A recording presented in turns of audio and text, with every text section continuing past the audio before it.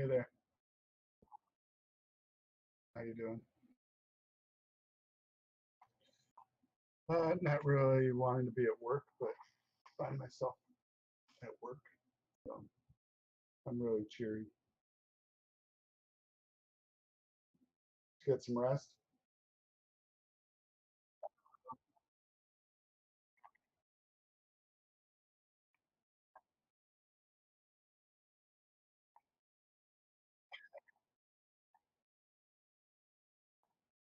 Your sleep sucked.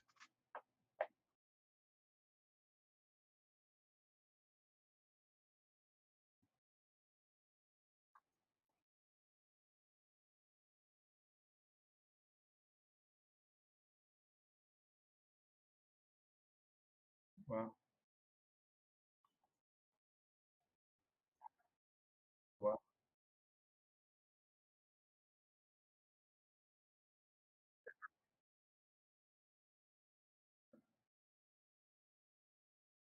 This is on you're doing this on Twitch, right? Once you start streaming, we'll have to jump over to a channel where the students can actually join. In Discord, I mean. Mm. Yeah.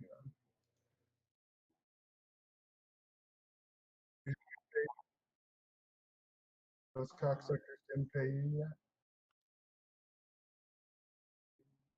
Yeah. On the auto go fuck yourself button. Yeah.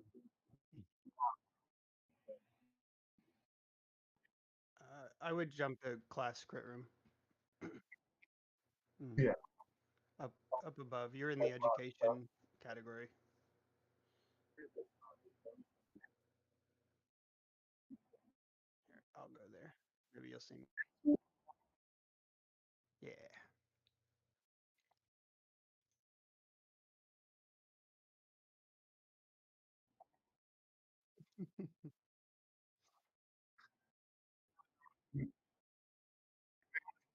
It's PS3. Yeah.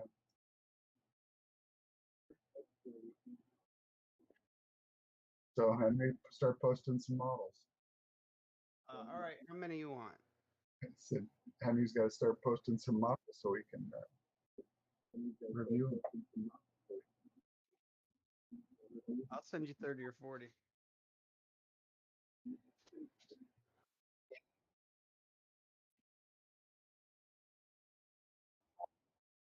me check. I don't know. I don't hear YouTube. You are definitely on Twitch, YouTube. Yep. Vertex School crit session number 3.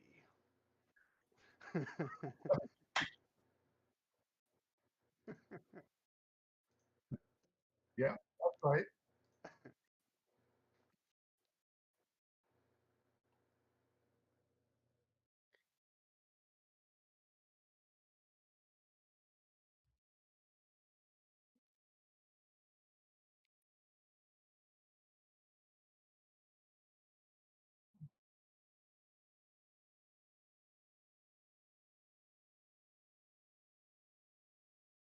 Sure. Sure. Whatever you want it to be, man. I'm sure that's right. Sure.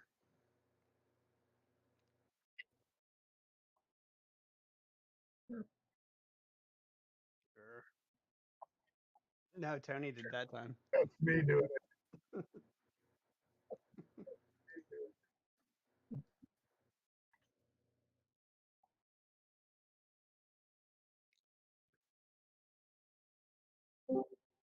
Mhm. No, Mike just jumped in. Hi guys. Who am I looking?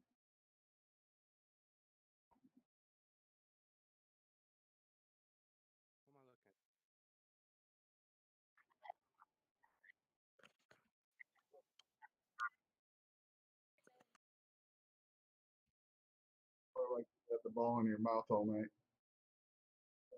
It shouldn't be. Leave it on until it falls off. It shouldn't be falling off.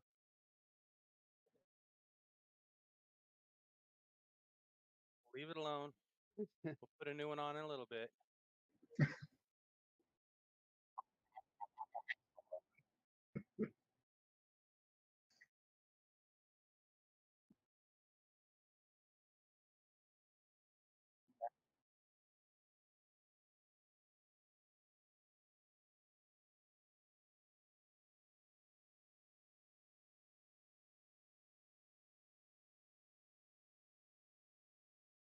it.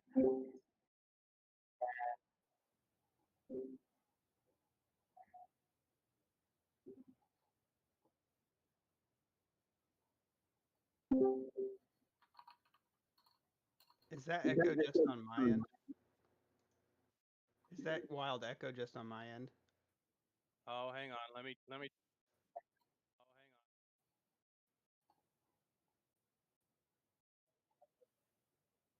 How's that? Mm. No, it seems to be intermittent. Yes. Yes.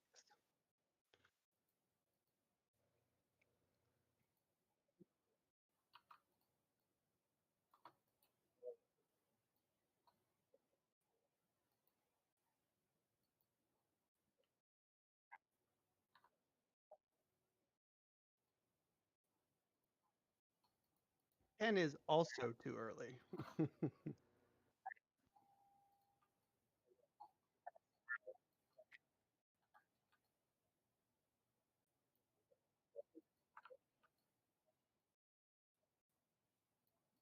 Don't you love those days?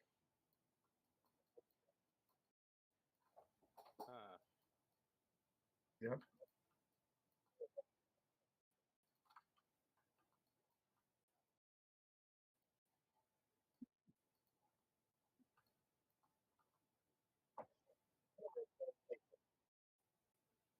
I'm doing good, thanks. How are you? Yeah.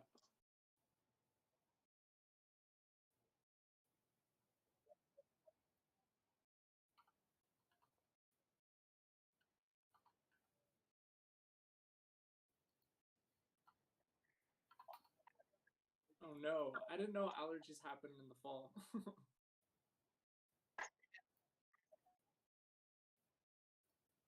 Okay.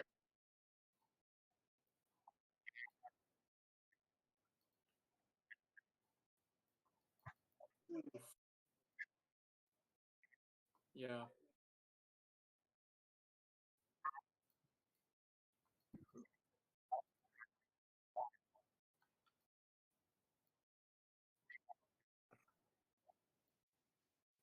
So, Oh my god.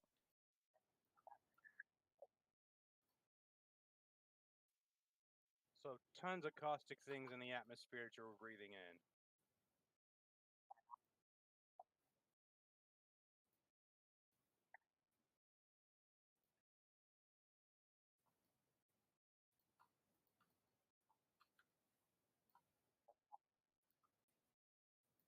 Antibiotics.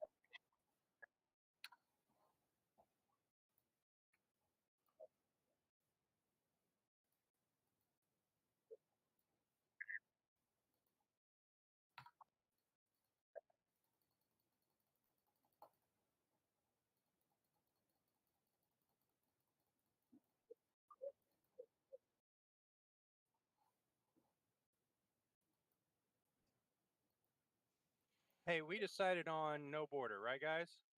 Yes. Okie dokie.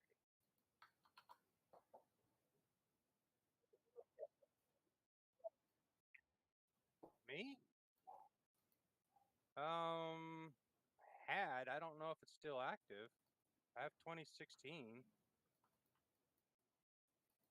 Oh, AutoCAD 2016 is what I learned on. Why? What do we need?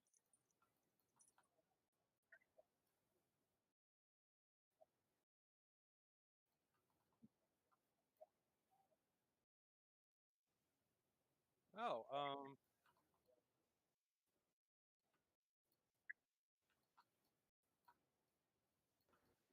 SolidScape. Um, Are they DXFs? DXFs, or is that what you have? I can't remember what. Send me over some and we'll see if my stuff will do it. Hey, Tomas, real quick, we can't hear you on Twitch. Yeah, we can hear Mike and probably me better than anybody can hear you. You're almost silent.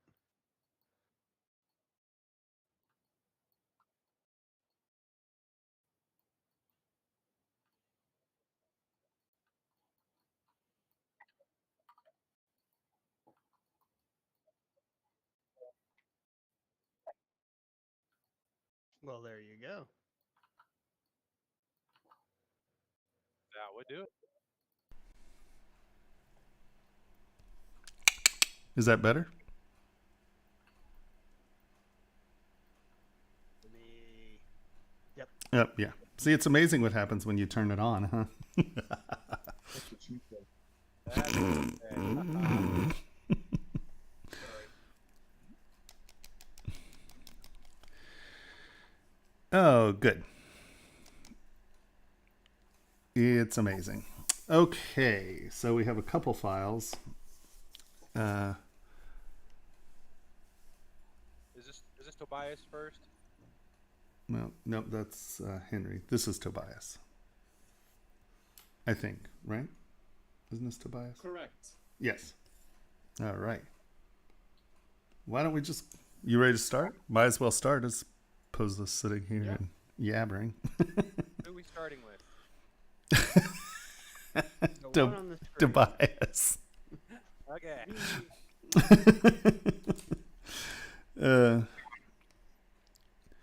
I really like the texture. It's nice. It really looks sort of hand hammered, old. You know, I think it has really cool texture.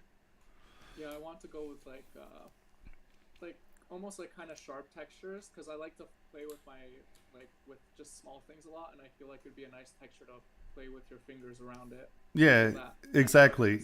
Yeah, it's good tactile. That's funny you say that. It is. All right. The sides aren't too brutal. The only thing I would say is we should probably, I'm going to say move elastic, XYZ. Let's turn this down to almost nothing. Just make this intersection just a little smoother. Because that little lump right there, it's not a big deal, but it's right where your fingers touch. And even just a little step there can be something that rubs as opposed to it being just like a smoother curve, because then it'll just ride with it, if that makes any sense. Right. So we're just going to do this. I think that's all we needed, just to remove that little step there. And I think you're going to be a little happier with that. All right. And let's see, you're only at 700,000. You're fine. Did I not have? Yeah, before it was at 3 mil around. Yeah. Yeah, I decimated it down to that. Yeah, once again, right there, just remove that little step. Because anything like that really can be a thing that just turns, especially right there with that sharp, that can turn into just like a little sawtooth, you're like, Tony.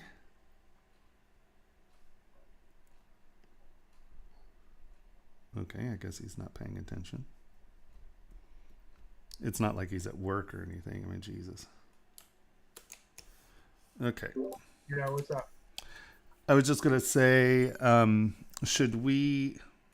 Oh, Henry's filling all kinds of information there. Okay, I guess he's dealing with everything over there. I don't have to deal with it. Hey. Okay, so how do you want to do this? Should we just go through, double check, and make sure it's Yeah, we It's- just want to assure that it can be produced. You know, just run it through basic tests. okay? And then what we're gonna do is set a time limit. I figure Halloween's a good end date for people to have models in. That gives, you know, roughly Yeah. 3 weeks. And then close it off at that point. People will have to submit the design to us for review. Once it's approved, they will then I threw a form into the admin chat. Henry, did you see that? Yep, Holy yep. Hannah. Silver's at 2512? So once we give it approval, they'll fill out that form, and I'll give an email address and who it's going to be attention to. All right, so I'm just gonna. Should I save the analysis sheets to go with these because they'll have the scale, Yeah. or why are not? they sending everything in? They're going to send everything in, but that's fine to have the analysis sheet there. Okay. So we got your 2 size sliders, 2 subtool. Let's just make sure. Yep, that looks right. We're getting a metal price, so that means you're good. We are going to go analyze selected subtool. It is 1 millimeter. Ba-doop. It says it's watertight. We're going to save that. And I'm going to leave it right here, CVS, and that will be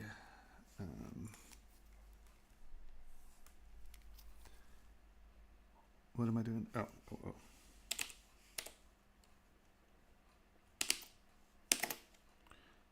Tobias.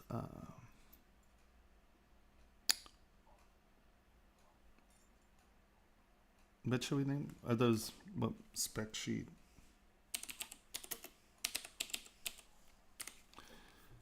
Okay, so I mean, this will print. I'm going to save the spec sheet along with it. So that's something you can send in with it. And what it'll do, it'll say that it's watertight. It gives measurements. And whenever I mail things in, I mail these sheets with it and say double check scales with sheet. Because that way, if they come out and give you, you know, something that's a belt size or a waist size or, you know, bracelet size, you know. Right. But yeah, no, I mean, it looks good. I think it's fun. You're going to, you know, it's going to wear fine. I don't see anything that's really screaming holy Hannah. And yeah. What about the print on the inside? That design there. Yeah. I tried to soften it up a bit. Well, it's fine. It's fine. Yeah. I mean, it's all roughly the same size or the same depth. You know what I mean? You probably won't even notice that. Where, Cool. yeah. Now, hold on. The only thing that you might have here. No, you have pretty good thickness there. Just on the bottom of the ring, you want to make sure you have plenty of thickness. And so where you've cut all this out, and you also cut this back and in, if you look at the thickness profile here, you know, you get pretty thin in here. Yeah. Um, Actually, the last issue I had, because I was projecting history at the bottom there, mm-hmm. and yeah, I was kind of eating in because both faces were really close to each other. Yeah, what do we have? Move that around a bit. Yeah, you're under 1 millimeter there. What you might want to do is, here, let's Q, clay tubes, backface masking, mask, backface masking. Let's make our mask sharper. Boop. Let's mask this area off.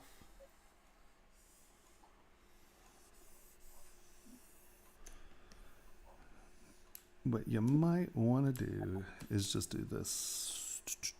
Move elastic. It's turned down. And just give yourself a wee bit more thickness down here. Yeah. Just so that's at least a millimeter in there, you know.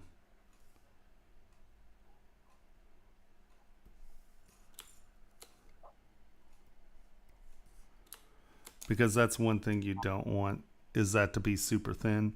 Not just because of the metal flow, but that is where, you know, this ring is going to take its beating, you know what I mean? And so you want to make sure that there's plenty of thickness there.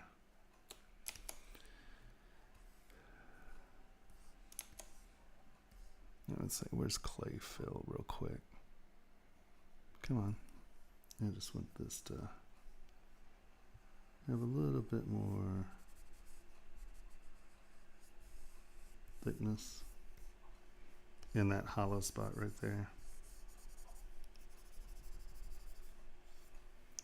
And then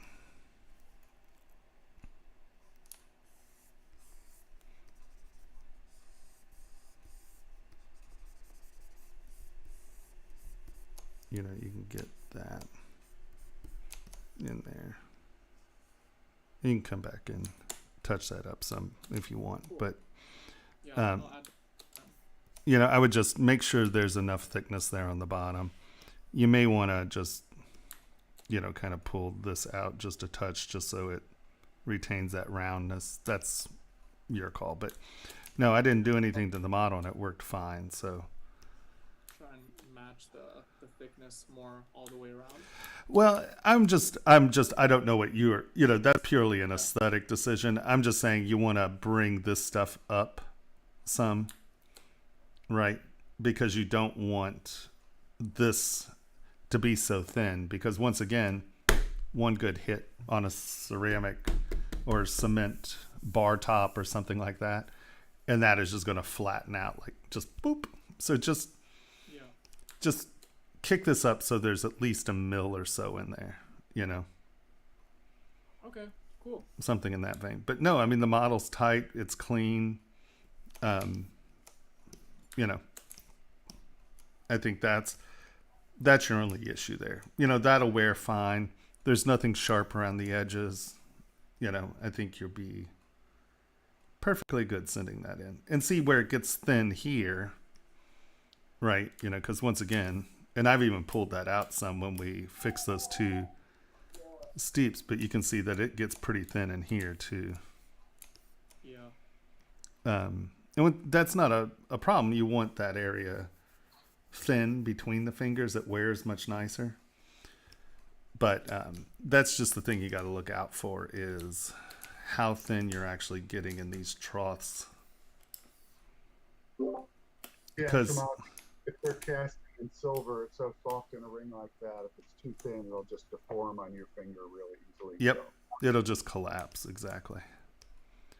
And here you're dealing with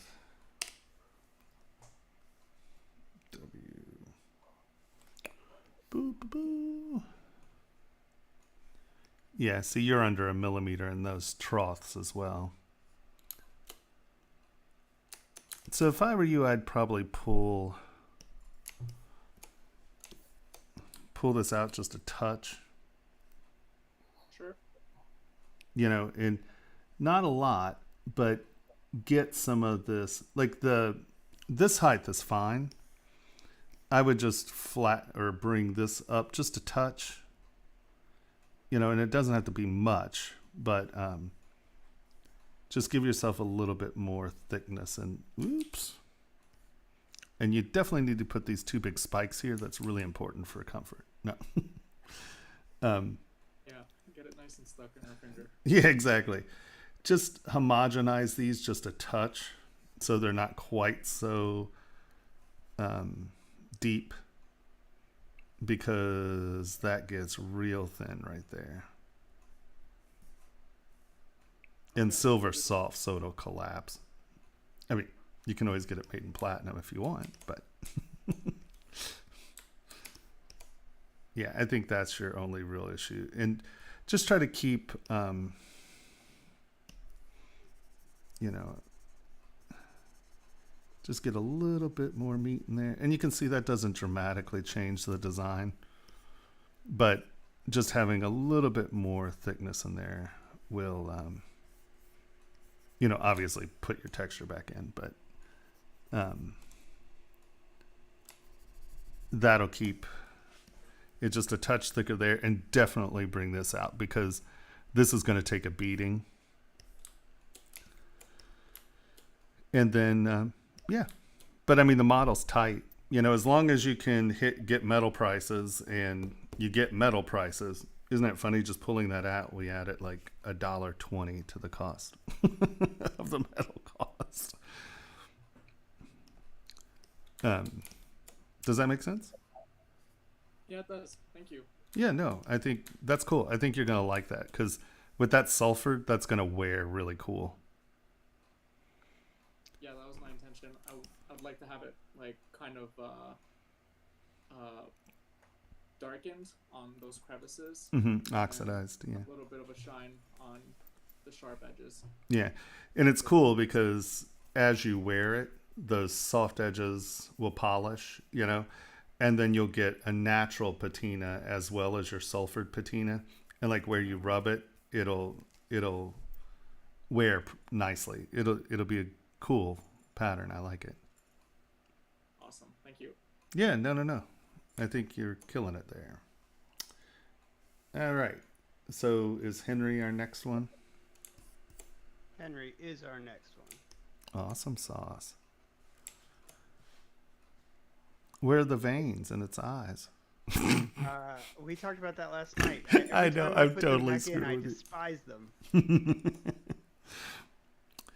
Hmm. I also tried to give it a lot more height, but again, every time I do it bad.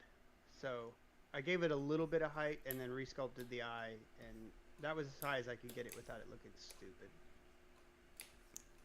Man, it doesn't look stupid. Yeah, it doesn't now, but when But it when I did. tried to make it higher, it did. I would get rid of that little lump right there. Just so it looks like an eyeball, you know. You can always, on things like this, when you're trying to keep it looking like a singular plane, append a star. Boop.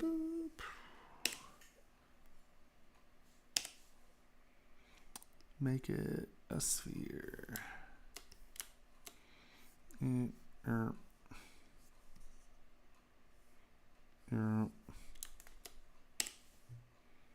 Shoot.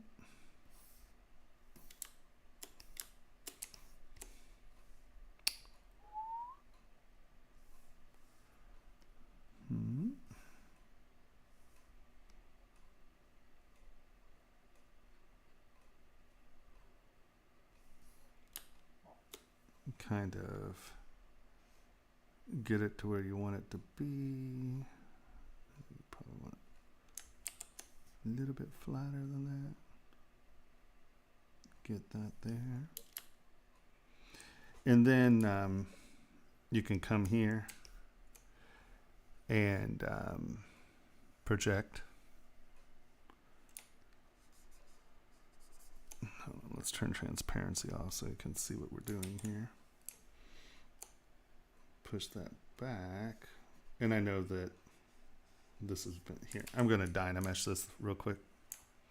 You're on the decimated model. The full res with subdivisions is right above it. Oh, good. Okay, cool. I was going to say you can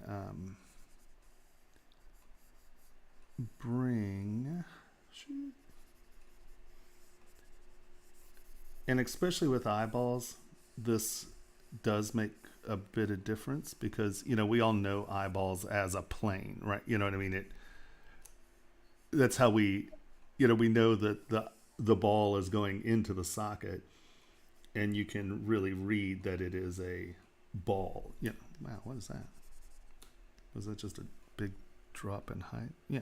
Okay. I was like, what?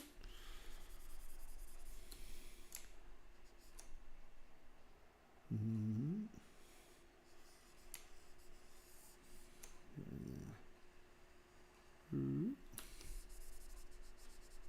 I kind of crunched a little groovy there.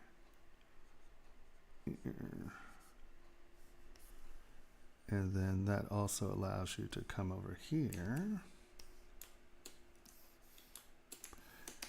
And I mean, you may not want it that exact, but it gives you the opportunity to.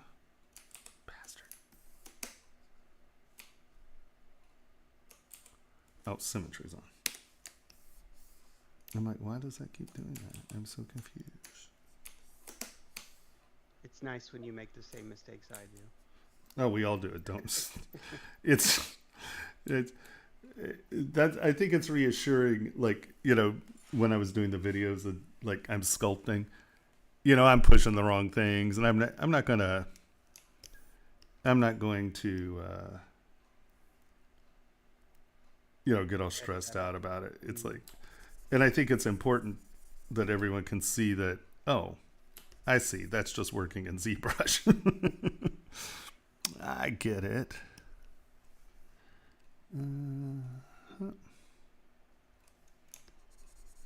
Let's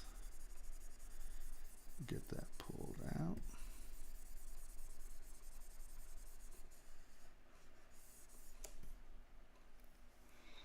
And then you can get this pulled out.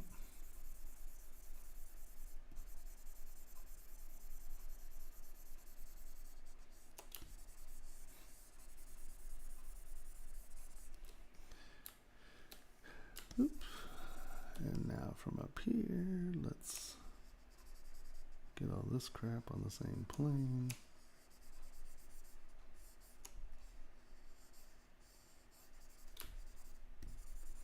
And I know I did something there weird with the geometry. Let's lower, smooth that out.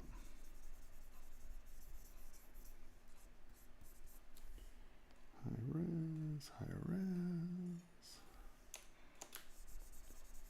Hold down Alt, pull it up to the surface. Let go, push it back down to the surface.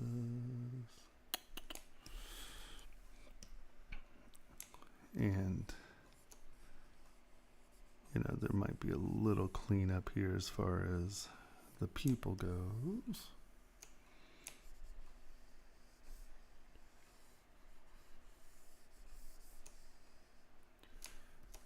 But let's hide that now. But you see what I mean? It if you take a base shape in there, it can really define that as a form. I didn't do it on both sides. Sorry. Thank goodness. Blow away my flower. Your flower. Yeah. On the bottom. Oh, you mean on both sides, left and right. I mean here and here. See, this is still sucked in. Yeah. But that can allow you to at least retain that eye shape very solidly.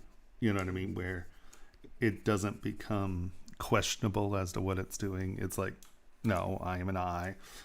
And then that allows you to get that pupil texture going. And you can really punch that by just having that pupil texture be just that little step, right? Because see how clear it stands off right there? Like right here. Yeah. And I know I went in here and futzed that up. Sorry. But let's double check here and let's see if the veins make more sense on a really smooth surface.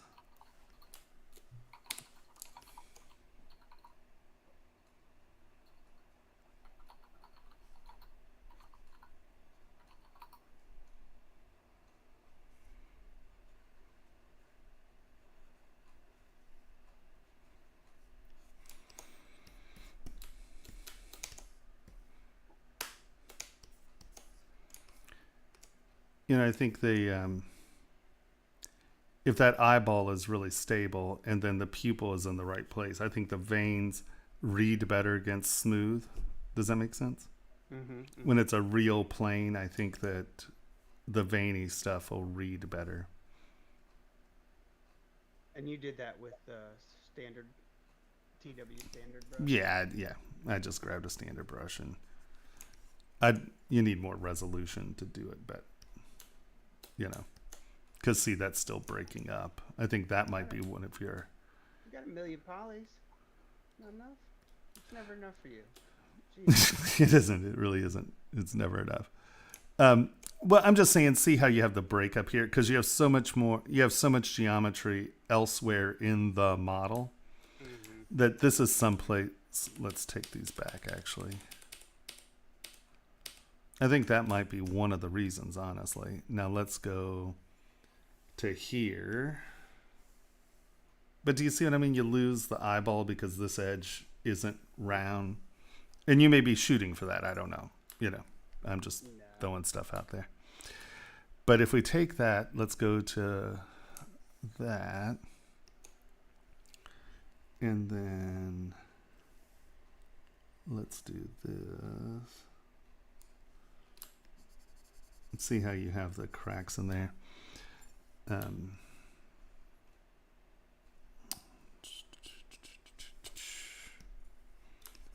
It might be better if you put them in afterwards, because then they'll be sharper than they would be here, right? Because we put that in there. And you get some of that breakup where if you go over it at the end and you're using smooth first to put the geometry in.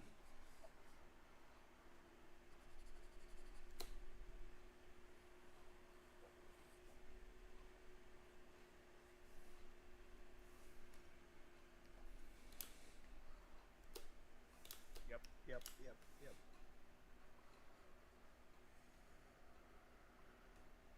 And I don't know what it is you're not liking about your veins, so I don't know. They were just big and chunky. I was using a really hard edge alpha and clay tubes, and they just, when I made the brush small enough that they would start to look not like oppressive and enormous. You didn't have the geometry. Yeah. So I think that's where. I think I prefer them as half rounds. I don't know if that'll look best in real life, but at least on the model, they look better as half rounds than flats. I think so too. And you can remember if you're getting it too round, right? Like if you're getting a return on it and it looks like a tube sitting on the surface as opposed to a half round, you can come in and wait for this to save.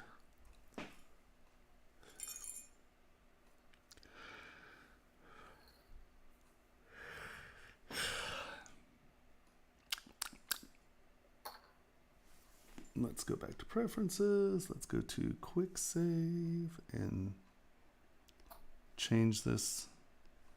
I don't need a billion quick saves when we're doing this. You can always, let's undo that. You can bring this down and in a little more. And then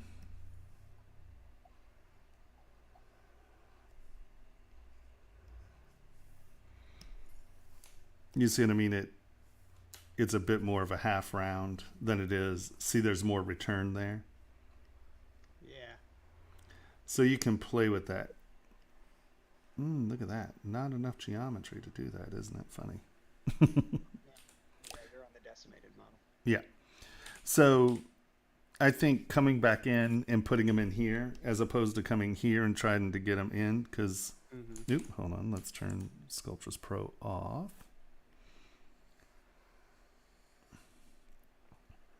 It might be hard to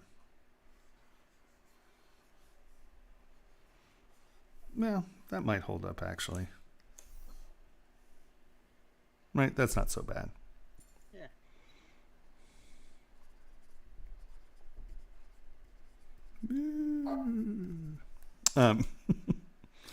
And if you go real fast, it can't keep up. So I think that you're going to be happier, unless, of course, it is an aesthetic decision. I think you're going to be happier going with. Wait, we're Thorthoft. Gotta have Thorthoft on. I think you're going to be happier because this is selling eyeball. This is I'm going out. You see what I mean? It like goes out to here and then it cuts back in. Mm-hmm. And I think that this being one surface and actually being one surface will help you define this. Right? Because it's easy to... Oh, hold on. Boop. Also remember that veins in an eyeball usually come from the two edges first, the corner. I've got a Tesla pupil. I don't know what you're on about. Yeah. I was drawing them from the outside in, Mike. That would be cool. I'm just drawing things. I'm not. Yeah. I know. I'm just giving you guff. Well, I got guff for you, buddy. Lazy Nizumi. And the nice thing about doing it that way with a base shape is control 1, boop, boop, you go away, boop, boop, control, get you in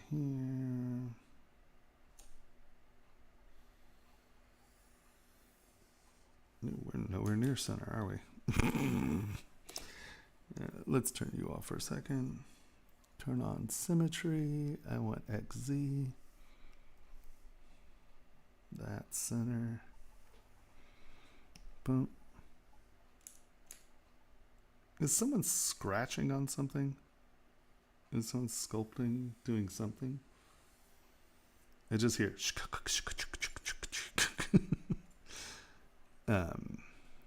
Go to radial. Drag that to center. Clay tubes. I'm just going to turn intensity up real quick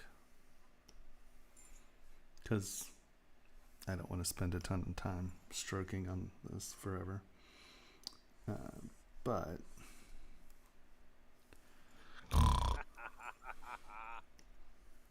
No, Mike. No. wow. Hey Henry, I don't have to do number 2 card, right? Just start with 3 and go. 2 card. Just start with 3 and go. I have no idea what you're talking about. Oh, we already did card 1 or card 2 for Thomas's beginner stuff. Do 2. I don't have to redo 2, rename it. I just start with the 3rd one and go. Correct? Does that make sense? Yeah, I think so. Okay. You might have to build a new template for that thumbnail for Eric's videos, because I don't think he has that same stinger as Tomas. Yeah, we'll have to do something for Is that because we have different screen sizes and I'm just recording my screen? No, it's your opening sequence. I haven't looked at Eric's yet. I have an opening sequence. You do. You have a stinger, yeah. Oh, who knew? All right, so you've done your strokes to get the pattern, right? Well, what's nice about this is you don't have to be super concerned about it. If you have this as your foundation part, you just come back up to your model, turn on Lazy Nizumi, or you can do it by hand if you don't have Lazy Nizumi. I do. I'm just saying. And then make our draw size a little smaller. And you can come in with that project. Do I have project selected? Why is that not projecting? Oh, because I don't have that turned on. Because there's nothing to project to. And now, like with Lazy Nezumi, you can come through, do this. It's going to take it back to that surface. And even if you don't want your pupil to be perfect, you can come back and futz with it. At least you know that now you're using that stroke thickness to get it off the surface. So now let's turn that off. And you can see your iris is sitting off of the surface, but it's associated to that surface. And if you look,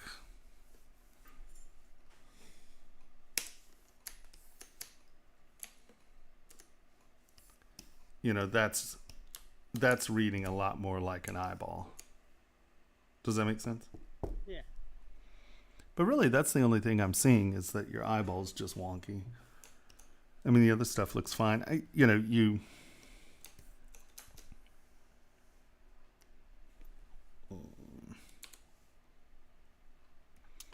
Oh, that's why that was acting weird.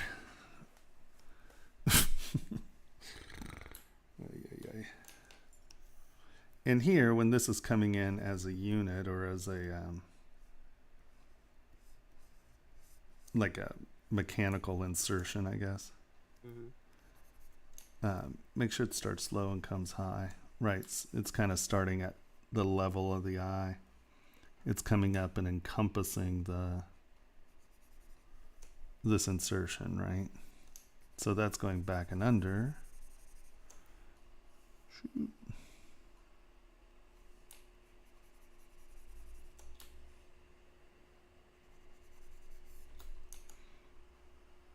That's coming over and back down. If it's actually not just a half round, but something that kind of goes down and up, this will read like a nice transition, something going into something else, as opposed to it just being a ring. It was supposed to seem like there was a socket on the eye, like a metal thing had been. I just think that giving it sort of a bright face there, and then actually giving it sort of a socket, where it's like, why is that geo so lumpy? What is going on over here?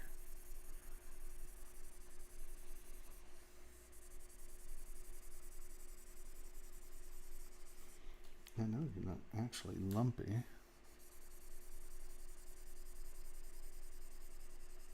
Am I using the wrong tool? Yes, my Z intensity is 30. That explains why it's so damn lumpy. I'm like, why is that behaving that way? So you have your tube coming in.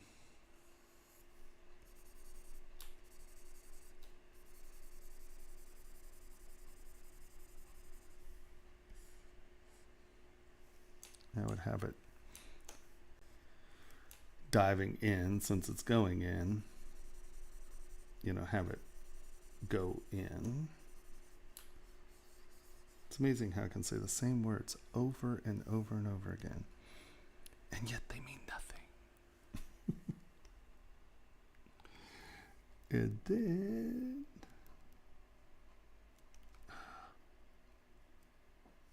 I don't know why my thingy keeps going out of calib. Oh, because we had a Windows update today. I'm like, why is my Wacom acting funny? Oh yeah, Windows updated.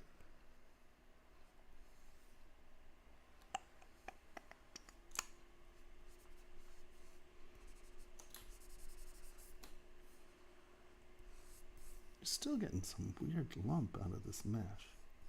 That's strange. Story of my life.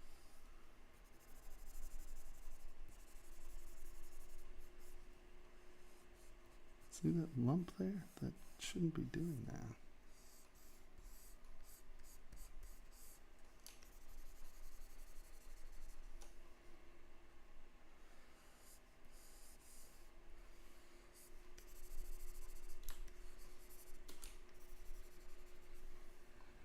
getting arm cramps. What the hell?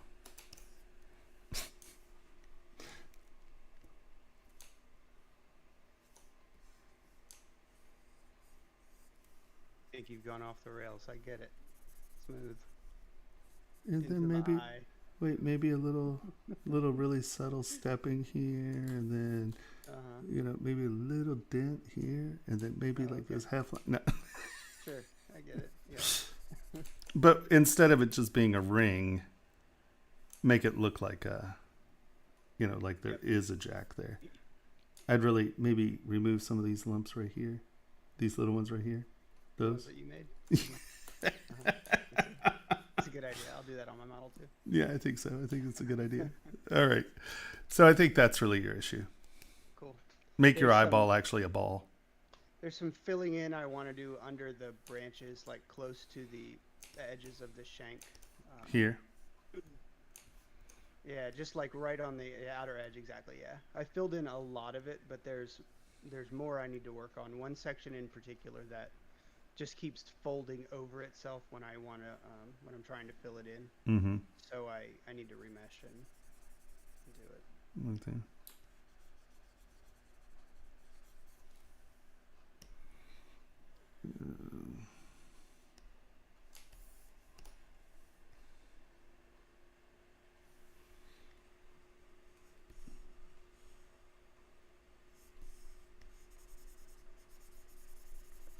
You can get it. Is that the overlap in there? Yeah. Yeah. Yeah, that spot right there. Yeah. Yep. That's some distorted geometry. Yep. You can always get it, go here, get it decimated. And then a really easy way of dealing with that is then just coming in, turning on Sculptress Pro and get a brush that's kind of larger. Hold down Shift and then just kind of smooth all that out. So you can do it here. And I'm just using clay fill with Sculptress Pro, and it's not letting that bend happen, you see. So that could be an option too. And then, I'd work this little surface right here a little. Maybe a little more like that. And then a touch here. Okay. Maybe a touch there. Flatten that, round that. Okay. Cool. But yeah, clay fill with Sculptress Pro works really well. If you can't, if that's the only reason you're remeshing, don't bother. Okay. Just get it into this point and come back in Sculptress Pro and repair your mesh with Sculptress Pro here at the butt end of it. Jaja. Yeah.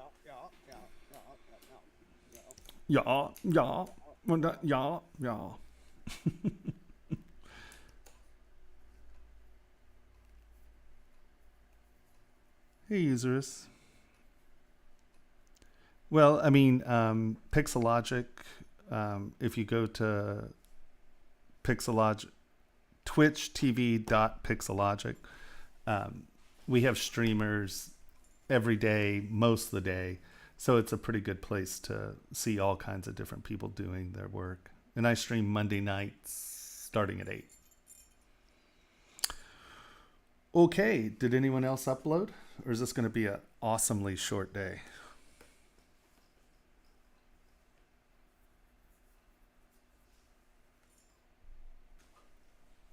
Wow, that might be really cool. Good news.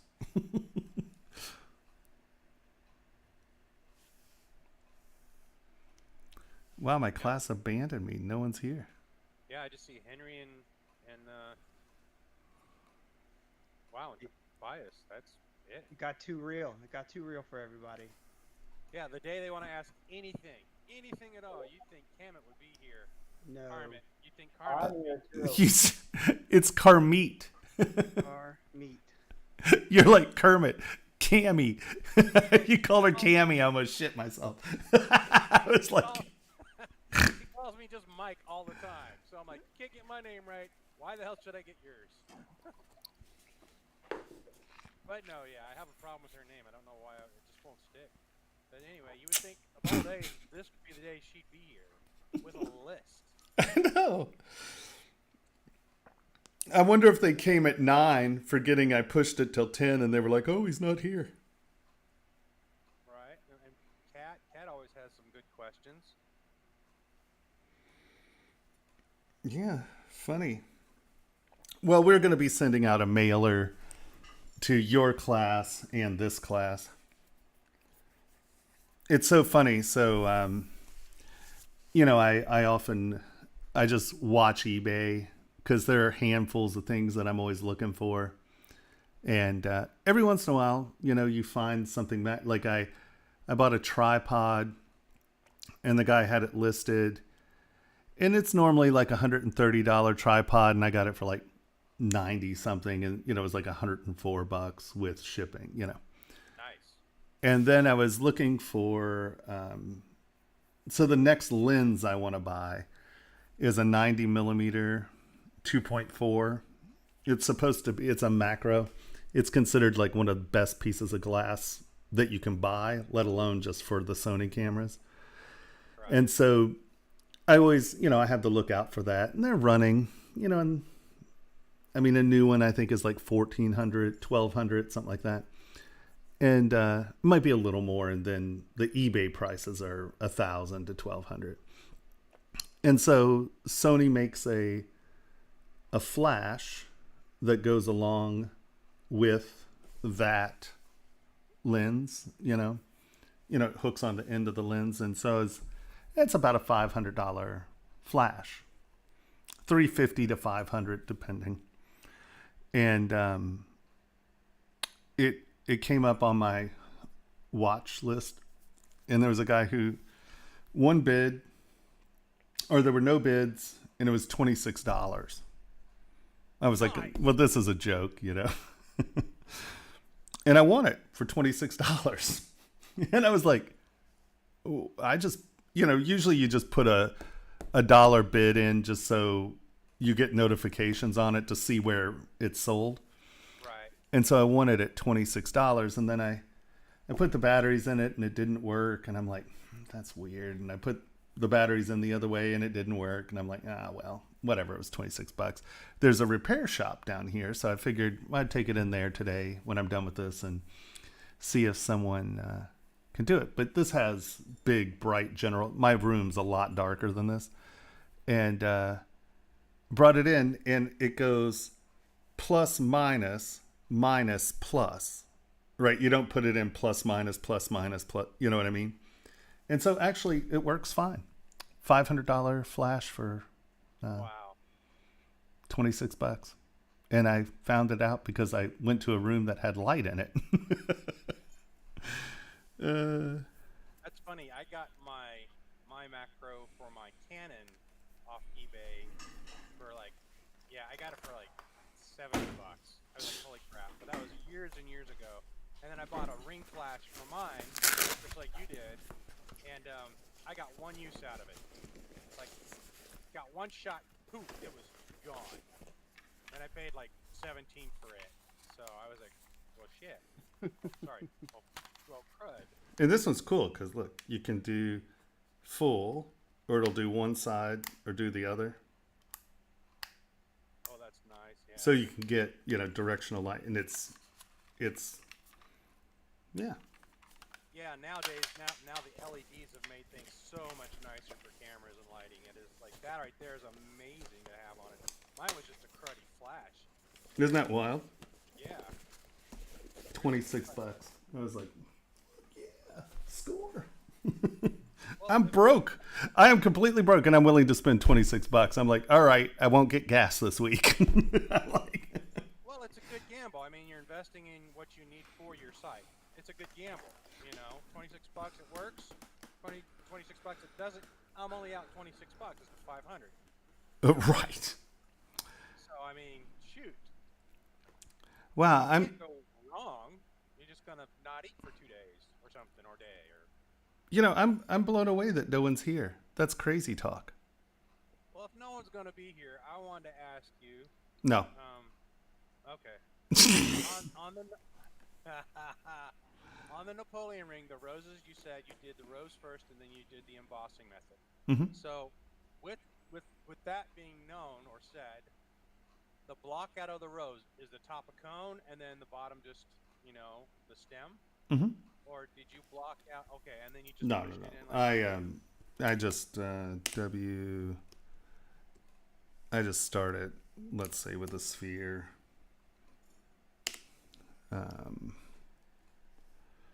Taper. You have one student about to upload now. Awesome. All right.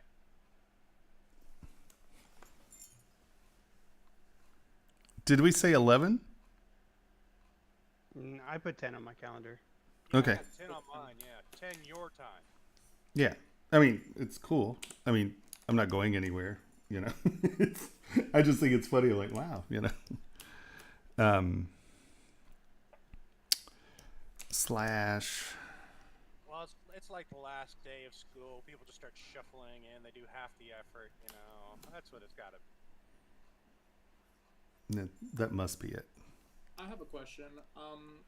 When we're, I guess, sending our models over to Rio, how much of it are they doing polishing? Are they doing finishing, or do they just send us the cast itself and then we do? Oh no. They'll. Do the full. Oh yeah, no. They're providing you with a finished part. You'll have to specify that on the form. They'll do whatever you want. Okay. If you just want a raw casting and finish it yourself, they'll do that for you. If you want it taken to completion, they will do that. So. Cool.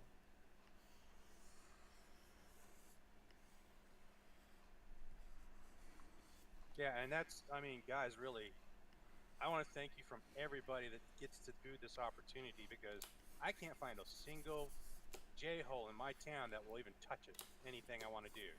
They're like, Yeah. oh, no, I can't do that. I wouldn't do that. I don't have the time. I got more important stuff to do. I'm going to get every excuse under the book, but I just don't want to do it. Yeah, no, I was told for a year and a half that my work was uncastable. And I was starting to get a little frustrated because my town was LA. And then, yay, Jason. The casting house in Chicago saved me. Hey, Tomas, real quick, can you hold your hand up in front of the camera so it focuses? Yeah. Did that work? No. What the hell?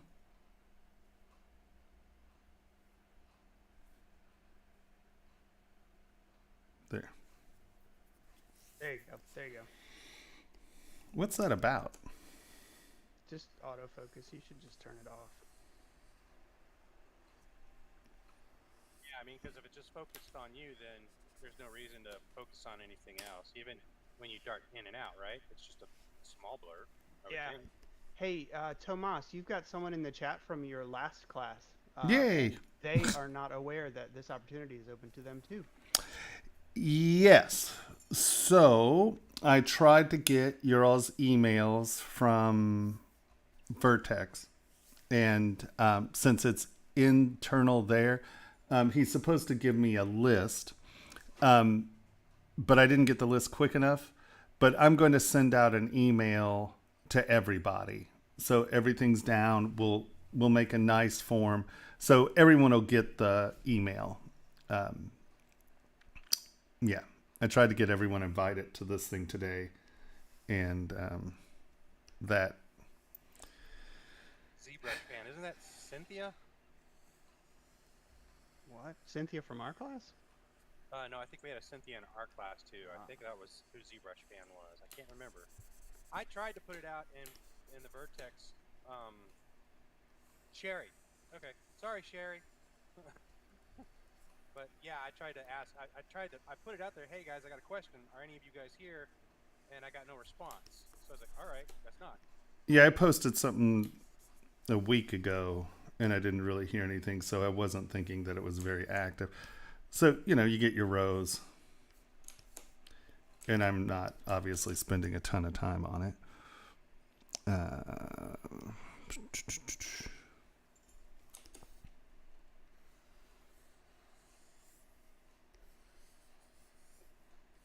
Also, Cynthia's watching, but she can't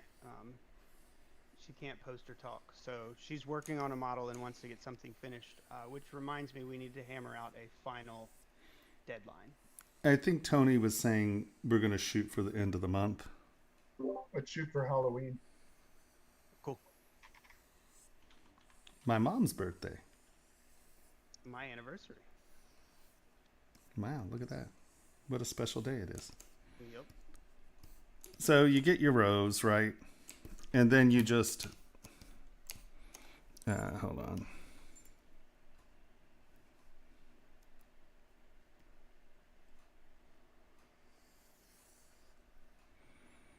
And then... come on. You get your little doogie thing going on.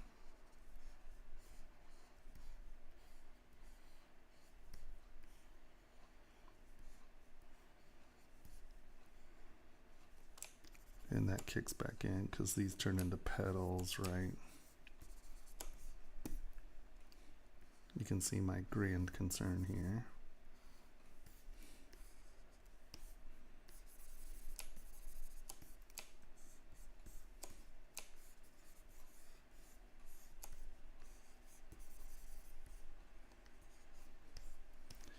And then these are your little leaves.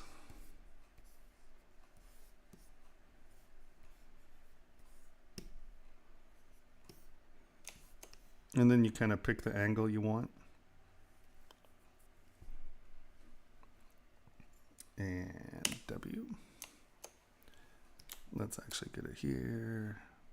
This is where you actually want to move it in the world because you want this to wind up.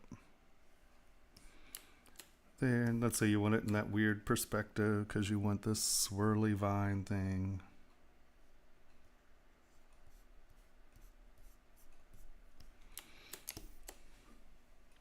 W. I will normally take, like I break it into three, foreground, middle ground, background. And I'm going to recorrect, hold down Alt and recorrect directionality. Pull this up to the edge of your masking. Bring it in. And now I'm going to do this to maybe there. There. Once again, bring this up to the edge of your masking. We're going to pull that in half as far, flip it, and now we're going to pull this back and in. And now you have your thing sort of broken up into that forced perspective thingy-mabob. I know, my rose looks like a ball. It looks like a ghost. With tiny little arms and a rose for a head. Scary, huh? I know, it's scary. Spooky. Alright, so you built off you just built a sphere off, or built off the sphere, pulled the petals off of that, pulled the stem down, did everything off of the one.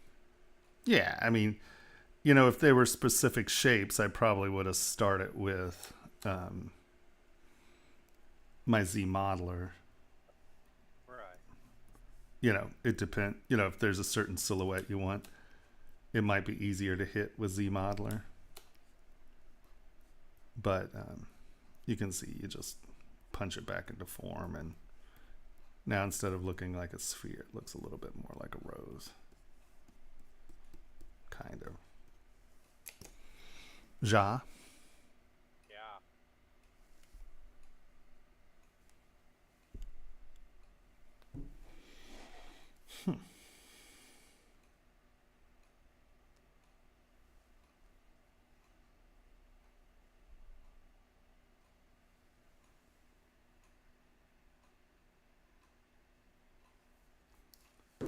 My favorite sculpting brush? Is that what I just saw? Where did I see that? Artists Awake, Scott said. I'm like on my watch. Yeah. I was like, anybody have any clue? Can anyone answer that question? What's my favorite sculpting brush? Clay tubes. There we go. Play two. I'm a clay tubes hoe. Was a close second from SK Twist. Yeah. Or clay fill. I do a lot of clay fill. Oh, Cat's here. Hey, Cat. Hi, sorry I'm late. No problem. It's been one of those weeks. I feel you. I'm furious.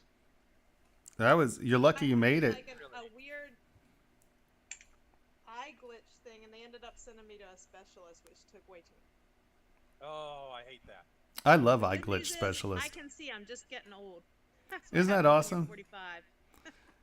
I got you by a Fuzzy, few or was years. Yeah, were you going fuzzy, or did your eye just start twitching? No, I just had a lot of floaters all of a sudden in my right eye. I think it's all this computer class I've been taking and staring at screens. I'm gonna blame it. Yeah. Give me a break. Yeah, if that were the case, I would have tadpole ponds and I wouldn't be able to see. Or you're just Rebecca's is weak. beautiful. Who did this one? Who's the rose? Your eyes are weak. That's Thomas's rose. Oh, I was just showing him how to. Rose. Oh, that's a pooey rose. Don't say that.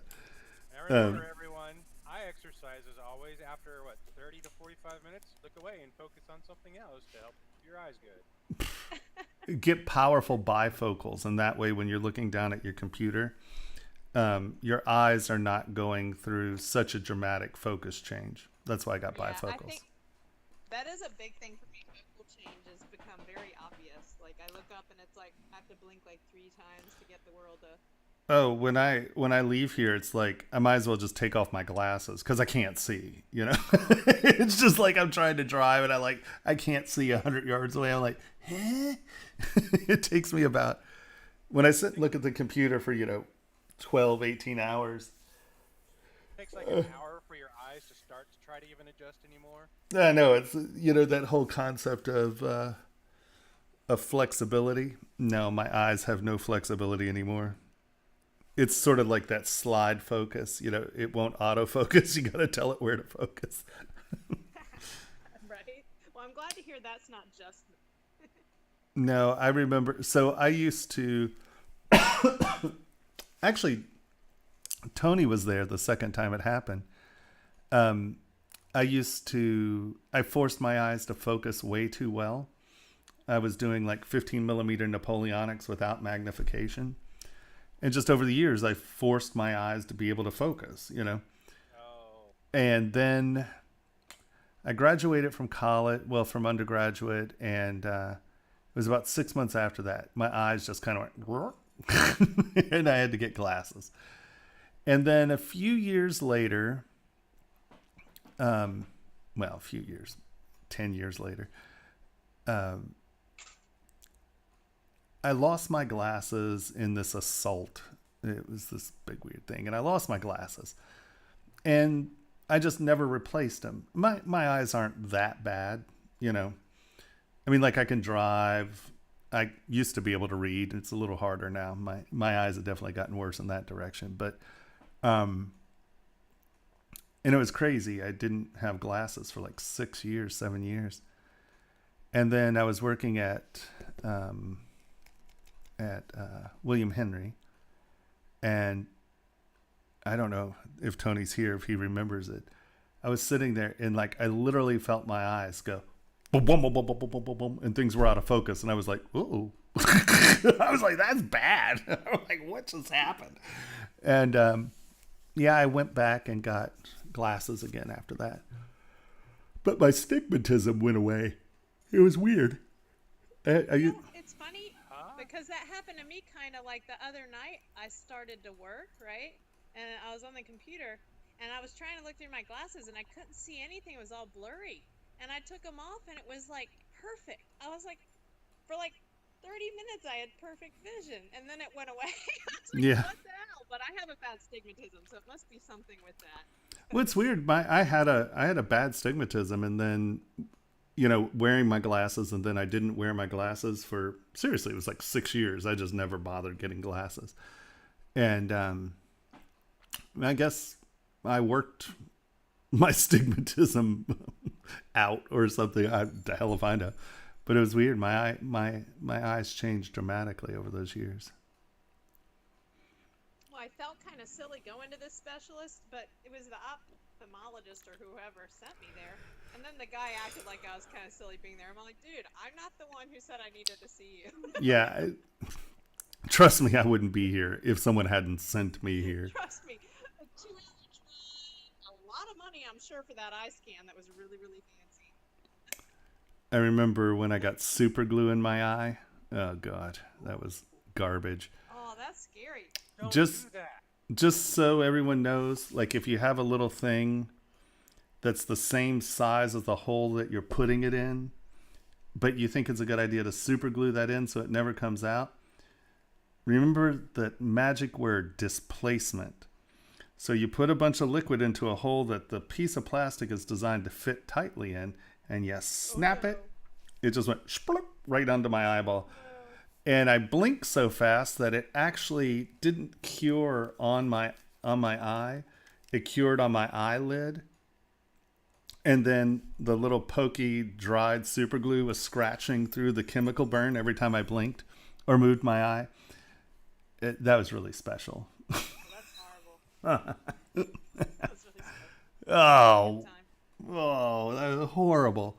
Because, your eyeball doesn't really have nerves, so it doesn't hurt, but you can like feel it and hear it in your head. It's like you're just like, oh, every time I do that, I know that I'm just destroying my eye. It's amazing how quickly your eyes heal. I think it was only it was less than a week. I mean, it hurt, but that's as long as I had the eye patch and put the eye drops. Did they put eye drops in my eye that were UV sensitive? So we'd go to clubs and my eye would just glow yellow. It was pretty awesome. People were like, yo, pirate weirdo. It was like, what the hell? I felt like a Scooby-Doo, villain. Moss, you've got a new model up. Oh, do I now? Danny's ready to go. DDT.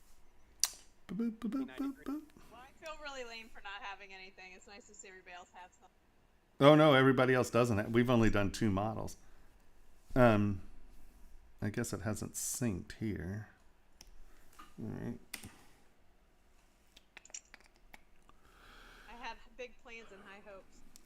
Well, just know that you have Until Halloween to finish. Sweet, because I really do have big plans. Oh, Danny. I'm like, where is it? Well, it's right there in front of you, ding dong. Okay, everybody calm down. What are we doing here? Dropbox is kind of annoying sometimes. Okay, well, other download.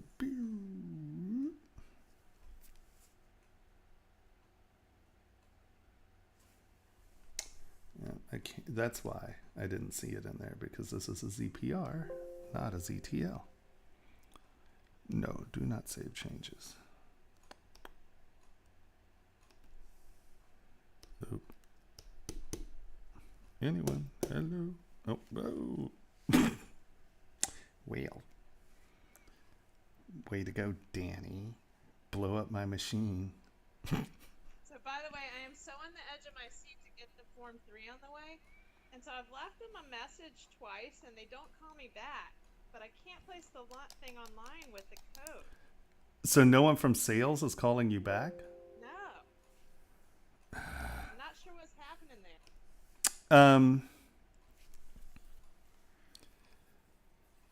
If you remind me early in the day, I'll try to get a hold of them and find out what's going on, because they need to get it to where that damn code works, because it's starting to frustrate me just a little. What am I doing? Well, Oh. it's funny because the first time I was like, well, I want to order it. I have the code from Thomas and want to ask some questions and then get, blah, blah, blah, blah. But I made it sound like I wanted to work. So the next time I was like, so I really want to order it and I can't wait to get it. Just hoping that would like. I am excited. Yeah, it's killing me. I literally, when all that went through, I had like 7 people who wanted to use my code and they couldn't. And a friend of ours, his code worked, so they all went there and used his code.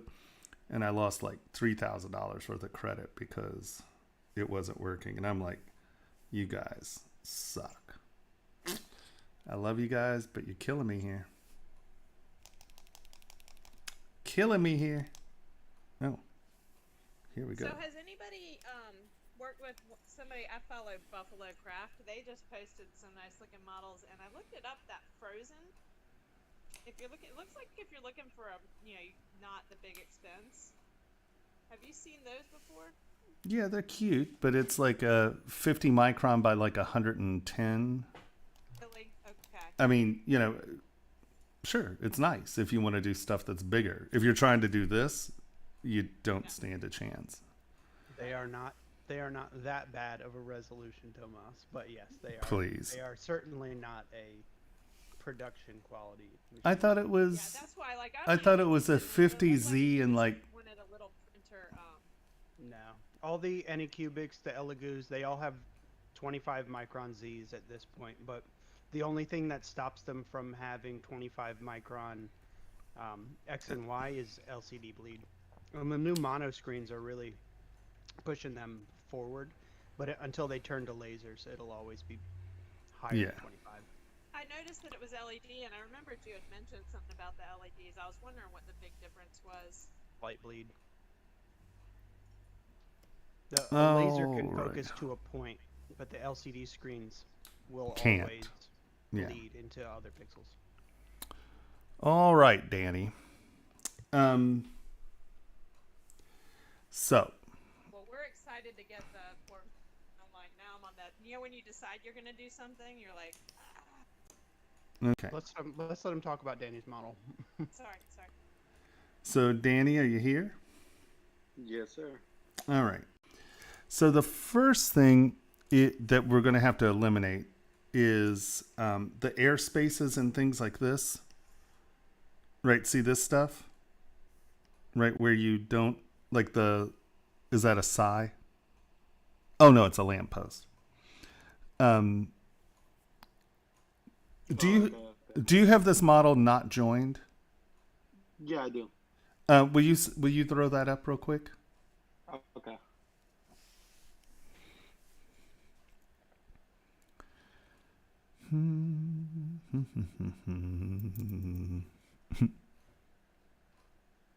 That skeleton is amazing. They are fun. That's cool. Perfect timing. Hallows Eve. Oh, boop. Boop. Boop. Boop. Yep, it's because I had pushed Twitch. Hold on. While he's doing that, I'm going to stand up and bend over because my back is killing me. Oh.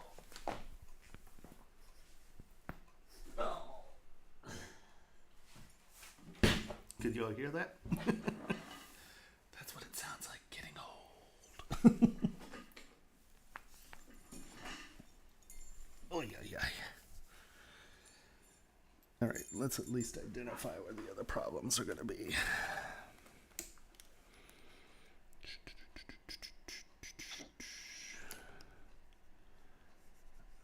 We're going to do that.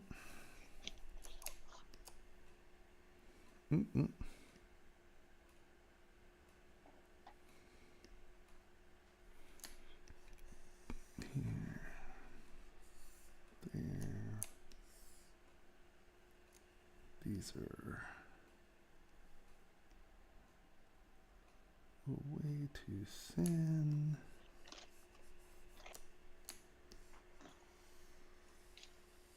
Who's hemming and coughing?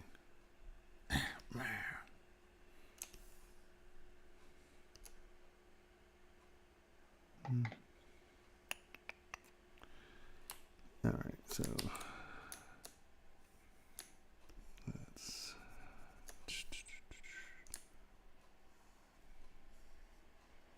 wall thicknesses, that overhang.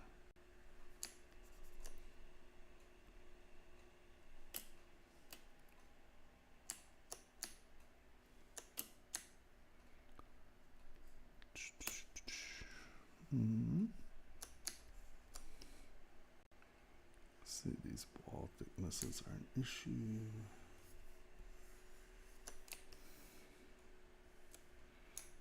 Overhang.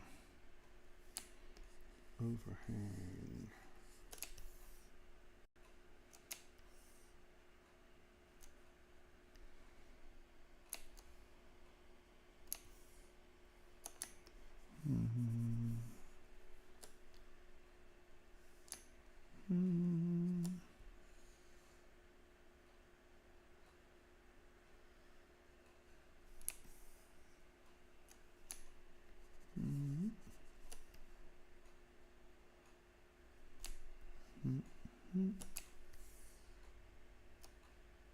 Okay, I think that's everybody. Nope. Come on.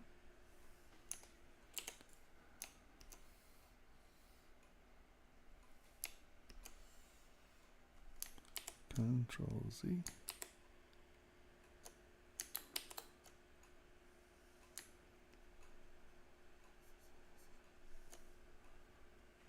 Control W.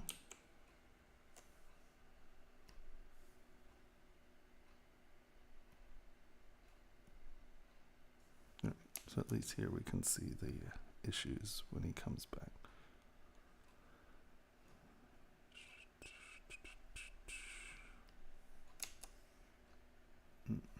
These guys. Tomas, when you're in your UI, the fill holes, where does it live? What is? I know you've got it on your out. You mean where is it actually? Show Ben. You mean where is it actually? Close holes? Yeah, which menu? I think it's. You can always find out by holding control over the button in his UI. And it will Can tell you? Oh, okay, Yeah. cool. I'll Close hole. Where is it? Close hold is underneath your materials, up a little higher, right under the little color palette. So that's a general rule, Henry, that if there's anything I'm wondering where it is, I just hold control and hover over it? Yep. Awesome. Okay. Tomas, your mouse has been over it 6 times already. Oh. It's What not would like you you do with ever that? use it. Display properties. Oh no. Geometry, close holes. Sweet. Thank you. So it's right here somewhere, isn't it? Oh no, wrong menu. Right here. Boo-doo-doo-doo-doo. Where the hell is it?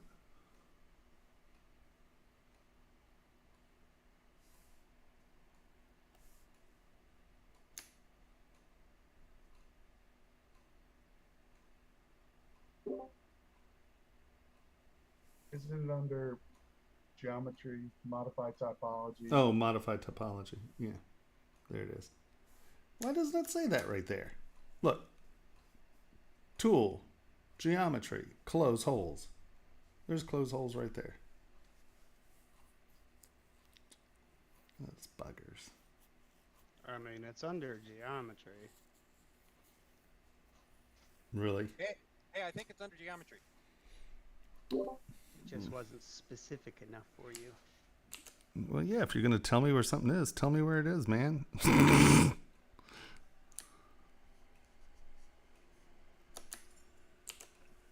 Alright, it's up. It says that it should be about 5 minutes, I guess, to upload. Finish Okay. uploading. Okay. So what I'm going to do is I'm going to save this as a tool so we can load it. Save as. Come on. Did it open up and go away? It sure did. Save. Fine. All right. So now let's go file, open. No. 10:59, 11:26. Oh, I guess I need to refresh, don't I? Okay, it didn't make it here, so it is. Boop. Refresh.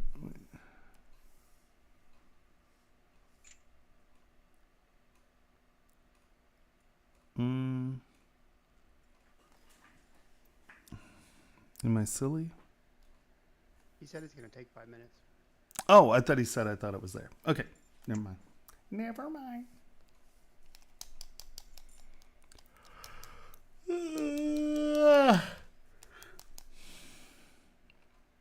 Yeah, so the main thing you got to deal with is undercuts, and some of your wall thicknesses are just way too small. But those are easy to fix. Easy to resolve. Yeah, I was actually trying to figure something out because the geometry was just terrible on this. So I was trying to do that whole Dynamesh and then reproject, but like I thought it would be easy enough to do, but I just couldn't figure it out. I think that because of how many small parts you have in there, you'd probably have to do it to the parts, not necessarily to the whole ring, because some of your wall thicknesses and stuff are very, very thin. And when you're trying to Z-remesh, reproject, that stepping, one of the problems is if you have very, very thin walls, when it remeshes, it doesn't remesh all the way up into the space. It'll remesh down here, and then it's going to try to project up in there, and it won't, Oh, okay. So normally I would reproject, like do it to each piece individually before you put everything together. And I think you'll have better luck with it then. When you have that many steps and that many pokely thin things, because when you Z-remesh, it remeshes down to a primitive mesh count or a tiny mesh count, so it can't get up and thin. And so when you're trying to reproject, you're only getting up into it a little. You have to actually spend quite a bit of time to get it up into those.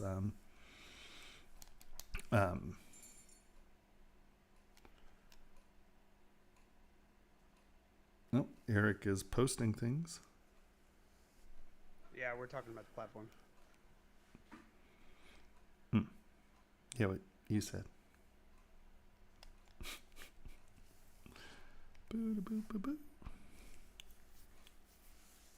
Will you go over why there is something to fix in Danny's ring? I don't think you really said it. You just said this will be a problem, and then. Oh yeah, no. I'm just marking this out so I can see where these problems are. I'm waiting for the part where all these are in parts, where this isn't blended. So yes, of course we will. Cool. Henry, could you go to admin chat real quick?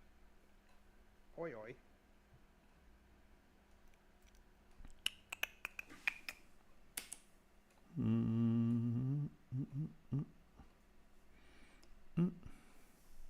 Refresh. You can do it. Or not.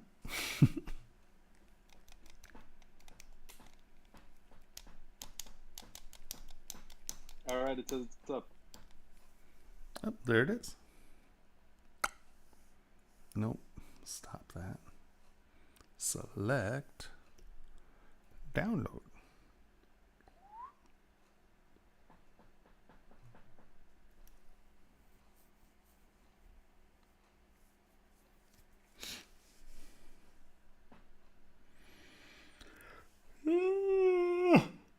Sorry, guy. The yawns. It's horrible.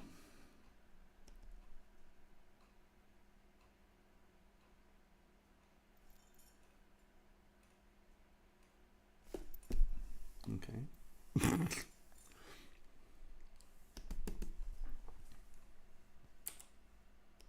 Oh, let's stop this. Never mind. Stop that. Come to downloads. Doop-a-doop. Did that work? No. Load tool. Open.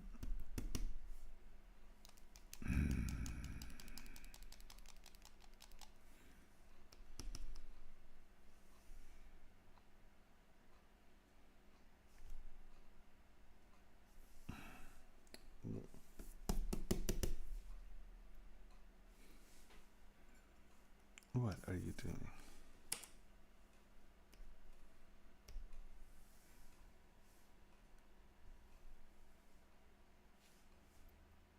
You can do it.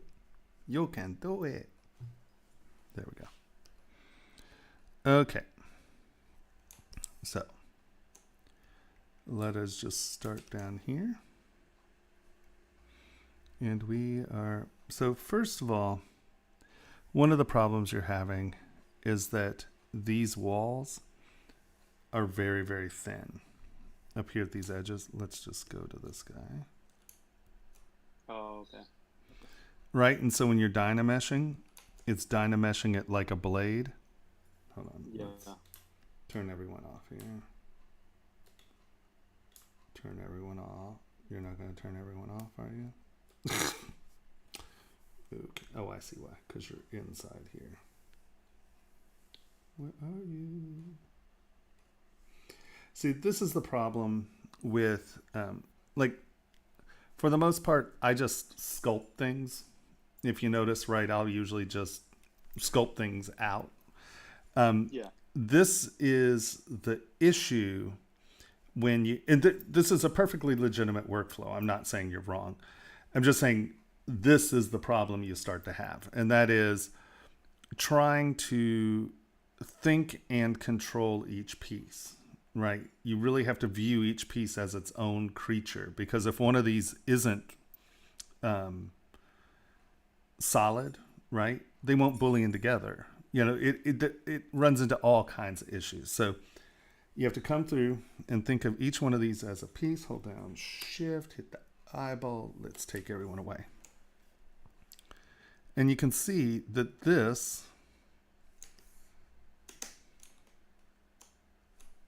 is a coplanar surface. It's so thin that some of these planes are, I mean, see right here? Let's get in here real quick. Let's turn on double so you can see. See how close these are? Oh, okay. As a plane. And let's just measure that. I mean, if that's 1/1000th of a millimeter, I'm going to be surprised. It's like, it's so small, I don't think my... Oh, I have to turn on Y. Hold on. W. Boop. Y.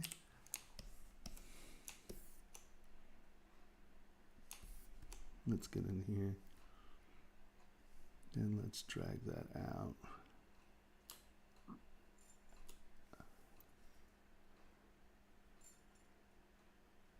That's 7/1000th of a millimeter. That's, to a meshing tool, that's one surface. Does that make sense? So when you were saying you were having a hard time and you were having these weird blowouts, it's because your walls here are so thin that it thinks that it's just one. See how this is that surface actually, see these surfaces are actually crossing over. What we're seeing, that is the backside. Oh, see that crossover right there? Yeah. Yeah. And so this is the number one problem you're having right now, is that, see how inflate is actually pushing those together first? Here, it's going to do the same thing here. See how it pushes them in the opposite direction? See that edge disappearing? Here, I'll do that again because there's a time lag. Now watch this seam. You'll see it sort of disappear as I move along if you look at the front edge. And that's because those surfaces are actually crossing one another. Oh, okay. Okay. Does that make sense? Yeah, that makes sense. And you can see now we have a little bit of wall thickness there. I wasn't being super careful because I was see here that those are actually crossing over.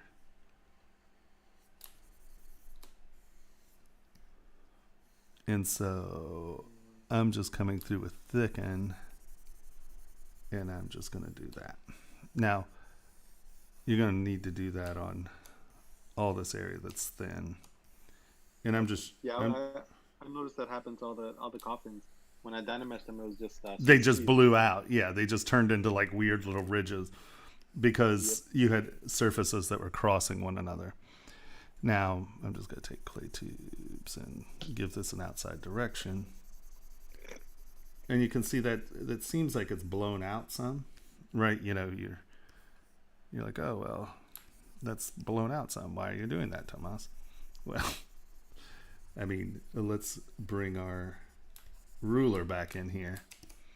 And even this big, bulky, look at how fat that is, right?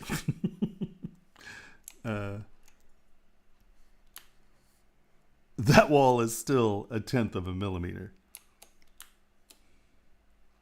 Right? Even at that thickest space right there. I mean, look, we're at 1/10 of a mil right there. So when you're doing this, remember scale. Don't think of them in relative scale, right? You're like, oh my gosh, that's half the skeleton's head. Well, yeah, but that's 1/100th of a millimeter, you know? So it's you need to kind of think of them in context of their physical scale, not their relative scale. Right, not it relative to the skeleton, but it really, how thick is it in the world? And I'm just inflating these just real quick.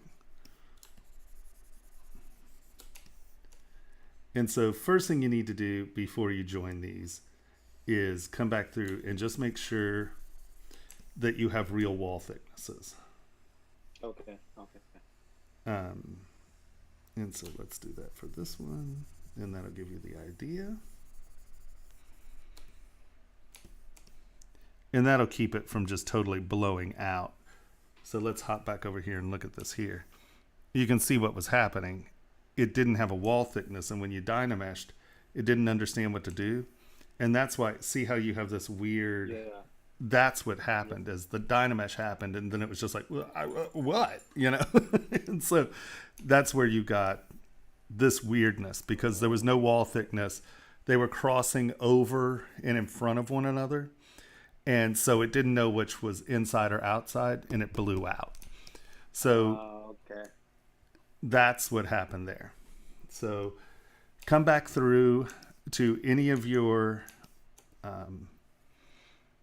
coffins or anything that's super thin, and I just used inflate and just come back in with something that has backface masking turned on and just fill these out so they're kind of just smooth lines, right? Okay. Yeah. Don't, you're going to wind up with something that looks really thick compared to the skeleton, but it's 1/10 of a millimeter. So in that vein, that's pretty ready to be dynameshed. And so here, W, turn Y off. You're at 600,000. So just come in, remesh by dynamesh. Mesh is composed of so before you, right, you have all these meshes. Hold on, let me find, where's the skeleton?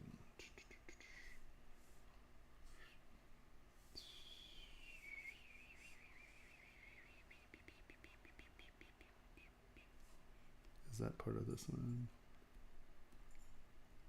There he is. Okay. So you have your skeleton, and you did a good job of, pulling these down, right? Now, here, you can see what happened here. It was a similar thing. When you pulled from the front, see, this side worked really well. I'm not exactly sure what happened over here. Oh, I didn't even see that. Yeah. And it happened with the feet as well. See how they're pulled out like this? Yeah. So somewhere these got backwards, and I don't know why. Because, like, see, this arm and stuff worked fine. And honestly, this worked good. The head worked good. Something happened here, and I don't know what it is. Right? Because this has actually come up off the surface. So I'm just going to take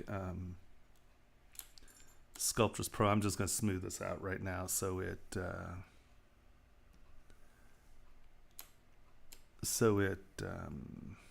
come on, skip that note. We're going to turn back face masking off so this works for here. I'm just going to Sculptress Pro this down because I don't know what's going on here. I don't know why you had this blowout.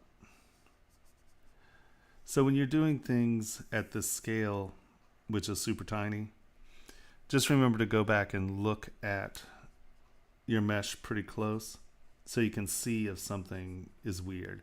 Because like all those odd kind of blowy out surface things you got, it's because of this stuff. It doesn't know what to do with this stuff. And let's get that little guy. Get back down there. Come on, you. There you go. And come on, you can do it. Yeah, see how your fingers got bent up here? Something happened on this side, I don't know what. And then your feet got, it looks okay from this side, but your feet got inverted somehow. Hold on. Close holes. Is that going to do it, or is that going to blow this out? Yeah, that's fine. Somehow all of that got weird. And so you can see that getting this guy at this point, you really do want to come back in. W, flip it around. Come on. Remesh by Dynamesh. You're at almost 1 million, so might as well just make this 1 million. It's not going to hurt it. See, I don't know why that happened. Those fingers, this whole arm, you got pulled up somehow or another, and I don't know why, but it's okay. So now, at least we're a Dynamesh accept, right? And so this stuff down here, remember all that weird stuff you had in there? For the most part, it's gone. Okay. So this is why I say you want to come in and prep and Dynamesh each one of these. Control W. And where was our coffin? I'm going to drag you down. Okay, that's our coffin. So I'm going to take these guys and just move them down so they're not just these little needles.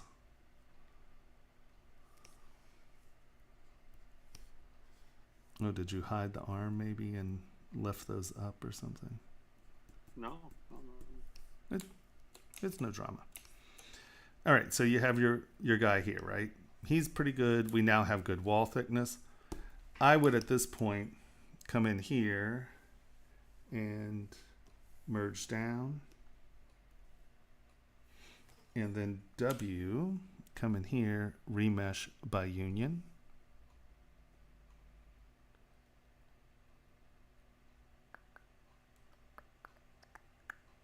Boop.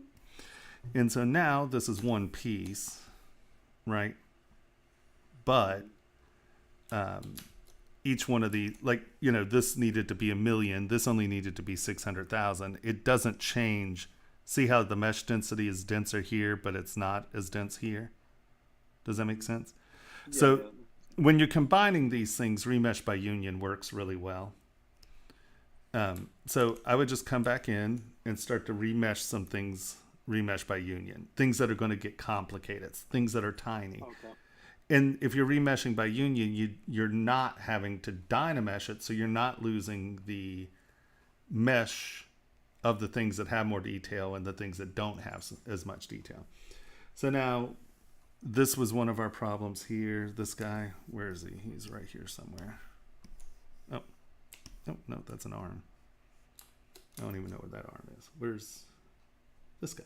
This is the guy I was talking about.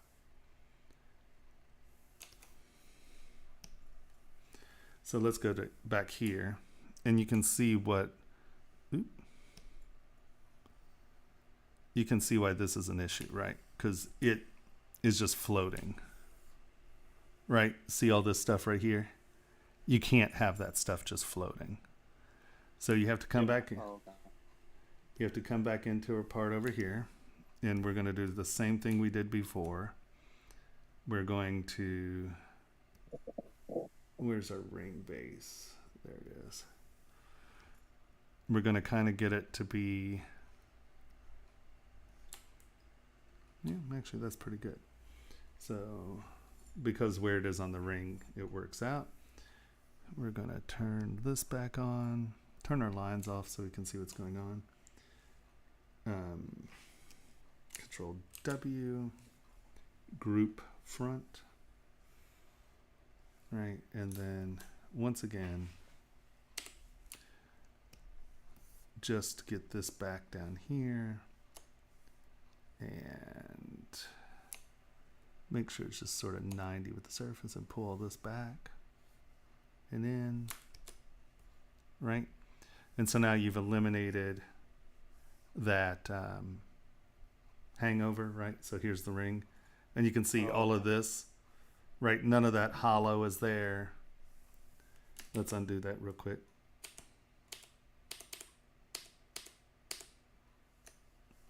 You can see that airspace there, and these little air spaces in here. I know they're really there, but that's going to be, once again, you know, that's 1,000th of a millimeter. It's never going to cast, right? You're never going to be able to get metal up in there. So we've come back in and we filled that up.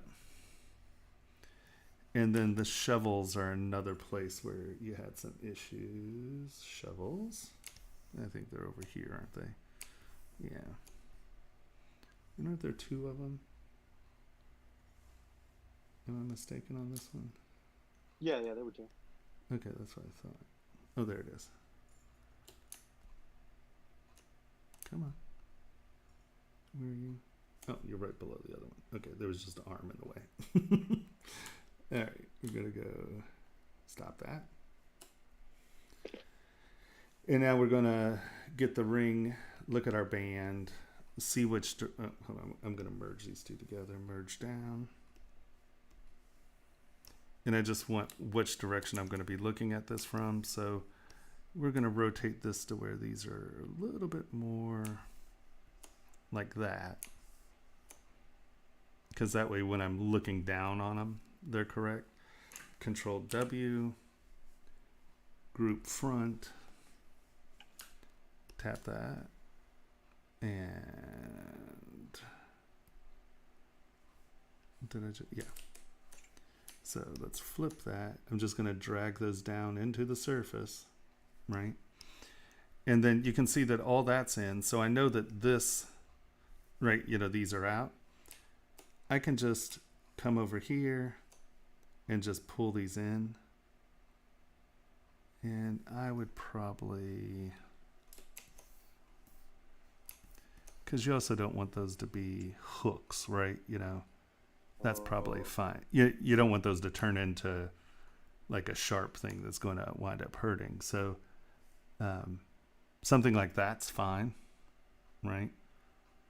Does that make sense? It's not an overhang.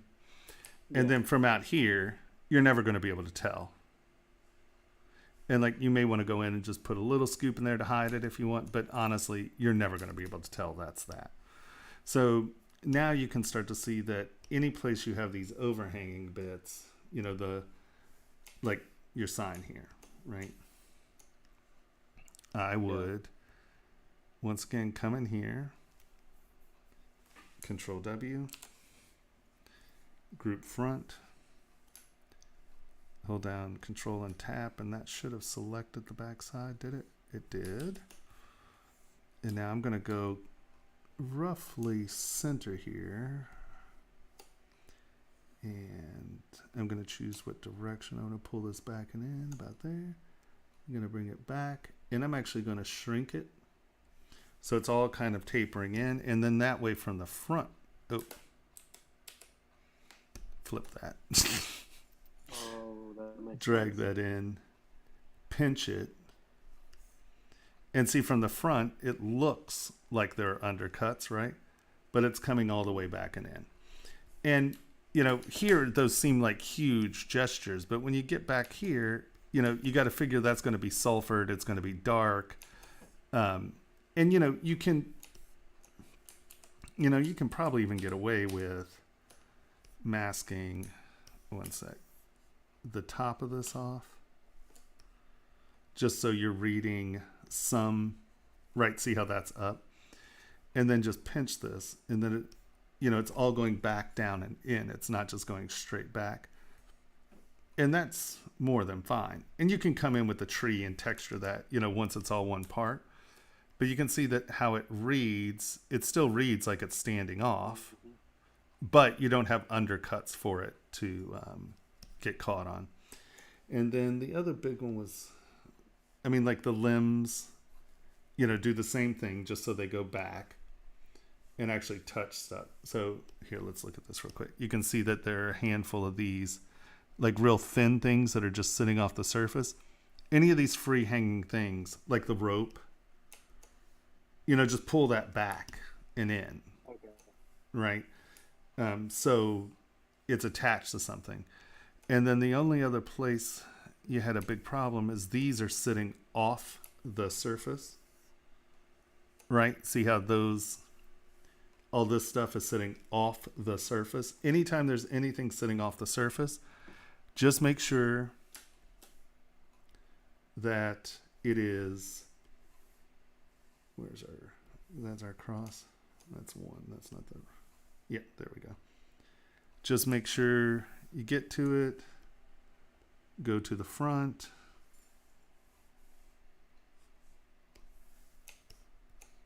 There you can see the sign, right? See how it all pulled back in? So it looks, the edges look like they're doing it. Yeah. And, you know, you may have to come in here, because I wasn't real careful.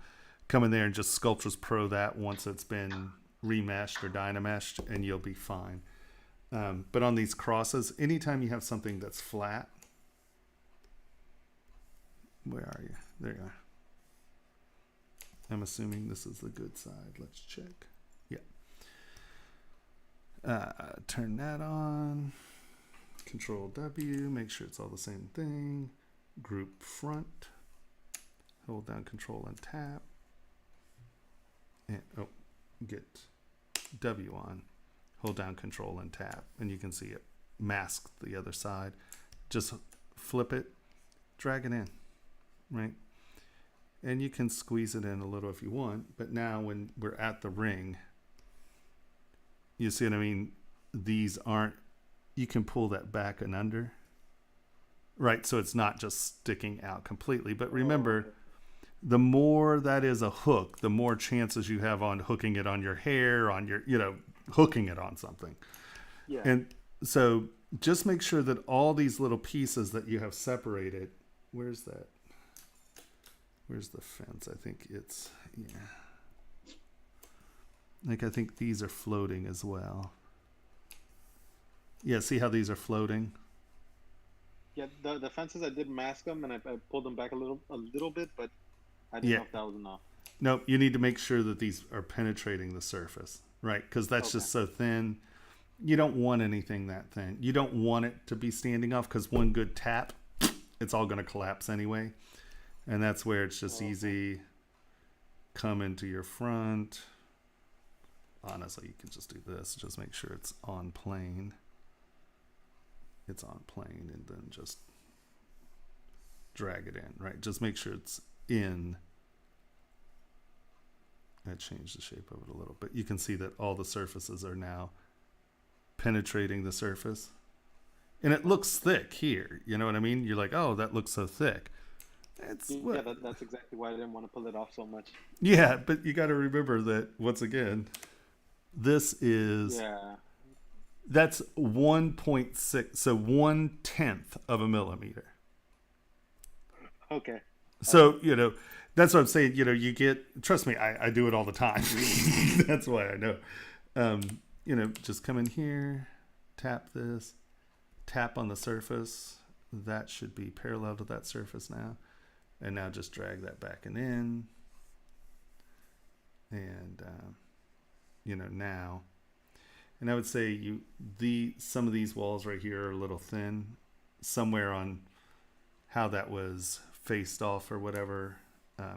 You can see that that's going to be a coplanar surface and it's going to blow up. So that's, you see what I mean? So, just getting inflating it some. You can see even there, it just blew up, right? So just make sure that. So it's going to be the same thing, like hitting it with inflate and then sort of smoothing it out. Yeah. Okay. Exactly. And honestly, I mean, to be deadly honest, that looks like it's ugly, but once you dynamesh this thing, that's hundredths of a millimeter. You will never even see that texture. You know what I mean? Okay. Just kind of keep in mind really what the scale of this stuff is, and you'll realize that there's not a chance in hell that anyone's ever going to see that ever. So, it's in, well, I keep having Sculptris Pro turned on. Just coming in, inflating some of this stuff so it's not so thin after you've stretched it out. And then, and then you can dynamesh these. And then just start bringing them in piece by piece by piece, right? Once this is dynameshed or however you're doing it, just bring the next piece in and doing it. Because you don't want, even like these little lips here on some of these guys, right? You don't want that airspace down there. I mean, look at how that's sitting on this surface. Right? I mean, that's not even where to go. That's not that's not even touching the surface. I mean, that's just going to be sitting out like this. So make sure that you drag everything in, and then instead of doing it all in one shot, because I think you can dynamesh this ring together and have that base be a million, and then just start dynameshing these things in. And if they, hold on, let's go up here. Let's actually look at this guy. Where's that inside ring? Oh, this is the inside ring. Okay. Merge down. And I would start right here and dynamesh, duplicate it. And then dynamesh it. And I think a million, because none of the detail stuff is on here. So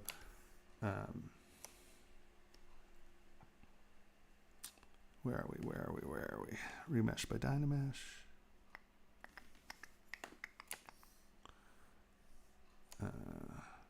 Push it in, pull it out.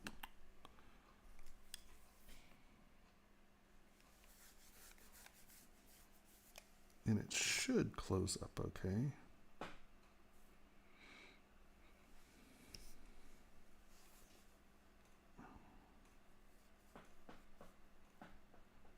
Because these surfaces are just crossing, it's trying to define what a solid is.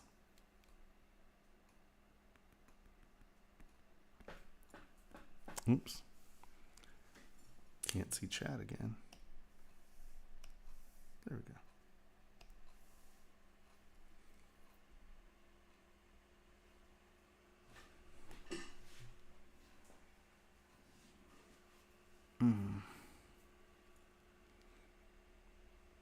Oof.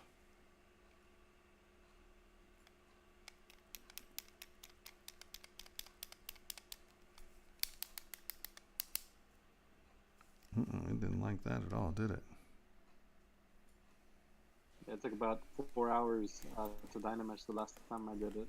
Yeah, it's because it's not really, because you separated all the surfaces, it's not viewing that as a solid, because you pulled the sides and the panels off in parts. It has to completely rethink the oops, yeah, it killed ZBrush. Right, so that's where I think we talked about it last time. Next time you do that, don't do that. Okay. Hold on, I think it saved it, didn't it? Yeah, here we are. Boop.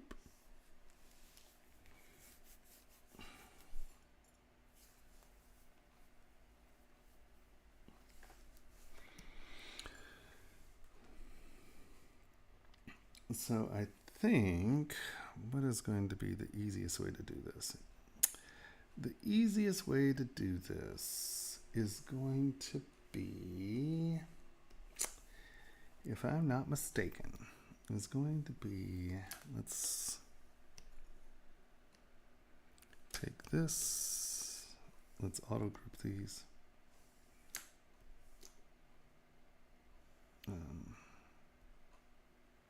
So I want this surface. Nope. I want this surface. I'm going to split hidden real quick. And now I just want to see this. If I am not mistaken, we can do this, and this will help us because the problem is this plane has no thickness, so it doesn't understand it having a backside and a front. Right, it's confused when it's trying to Dynamesh. So if we come in and we go to dynamic, and then I just assign a little bit of a thickness to this. That's a little bit too much of a thickness. We'll assign a little bit of thickness. Did it give me a thickness? Yeah, let's see if we can get a little bit more thickness. All right, so. Where did you say you just went to do that? Apply. Dynamic. There's a thickness slider under dynamic. And I'm going to apply. And I'm going to come to these two side rings. We're going to come under dynamic. And see how they don't have two sides? See how you can see through this, right? That's why, if you have double on, you can see both sides. I don't like double being on because I want to know if I have negative normals, right? You can look through the negative normals. So now all we're going to do is add some thickness to this and see how they get a little thicker. We're going to push apply. And now we're going to take the inside of this ring, come here, look at it, and you can see we're looking through it, right? So we're going to turn on dynamic. Ooh, we don't want that. Geometry, dynamic subdivision, smooth subdivision. We do not want smooth subdivision on. Oh, I had it right here. I'm a big dummy. And then we're going to apply some thickness to this, boop, and we're going to apply. And so now it is viewing these each as independent objects that have thickness, right? Does that make sense? So now if we come down here, and I think we should just be able to merge down, okay. Merge down, okay. So now, see how these are crossing over one another? Mm-hmm.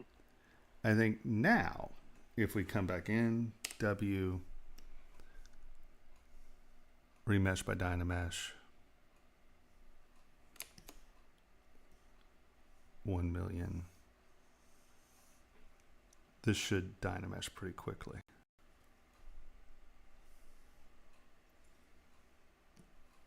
There we go. Except, you see what I mean? Because it understood that it was dealing with solids. Now, oh, you had two plane. See this one? Oops, undo that. See how that's all like an open mesh right here? Oh, okay. Let's do that. What I did, let's go here. When I thickened this, I didn't thicken it enough. So when it Dynamesh, same thing on the edge of your coffins. When I thickened this, I didn't put enough thickness on it, and it viewed it as coplanar surfaces.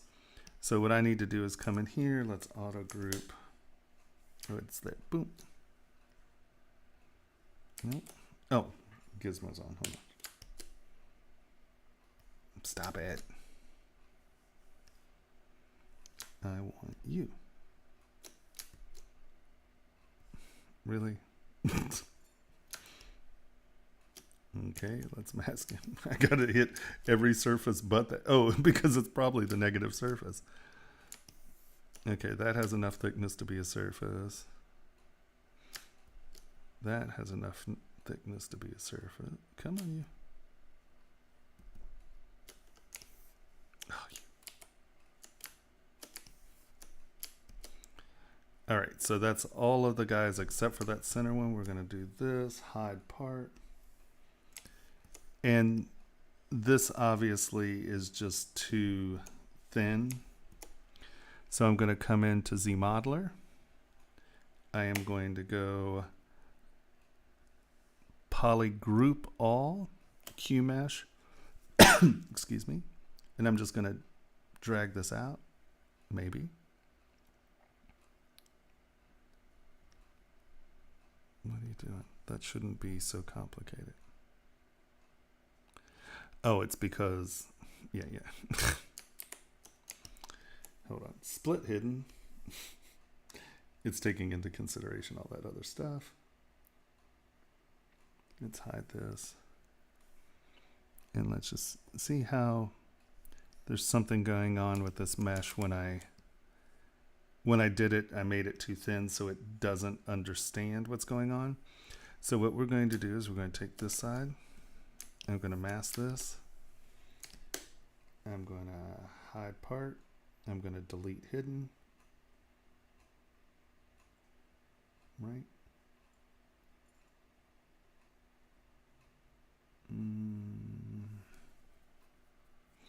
No, because I want to go the other direction. Hide part, delete hidden. Dynamic. Smooth off. And I want to give this just a little bit more thickness. There we go. And you can see that has plenty of room now, so when that dynameshes, it won't view those as two coplanar surfaces. Apply. So now we'll bring you on.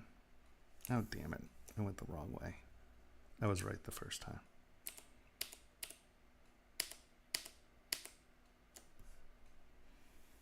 Sorry. So flip that, hide part, delete hidden, dynamic, turn smooth off, thickness, we're going to make it thicker, a little thicker. All right, apply, merge down. And now, yeah, see how it's crossing there? Okay, so that's okay. So now we are going to W, remesh by Dynamesh, and this should remesh fine.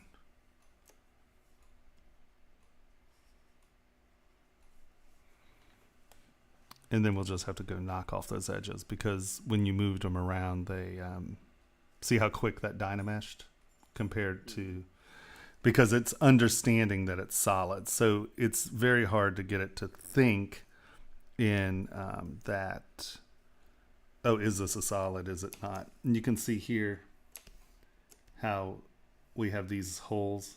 Come back in, close holes. And it should close them. Ah, see, my bad was I didn't pull. Right, see the same thing kind of happened here. Oh, okay. Right, I just didn't pull those edges out thick enough. But that's okay because we can just do this. Inflate. I'm just going to inflate these. See how, see when we do that, see how it has this pattern in it? Once again, that's because when I did this, I didn't make those thick enough.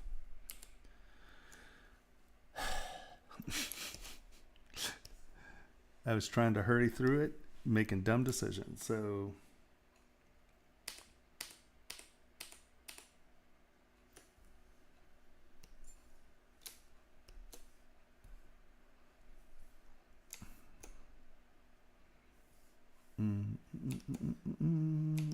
just going to come back here.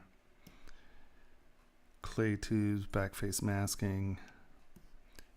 And I'm just going to be very cheesy right now. Sorry.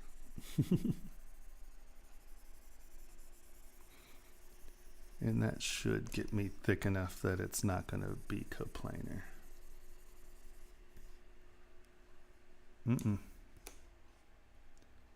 See from the side what's happening there?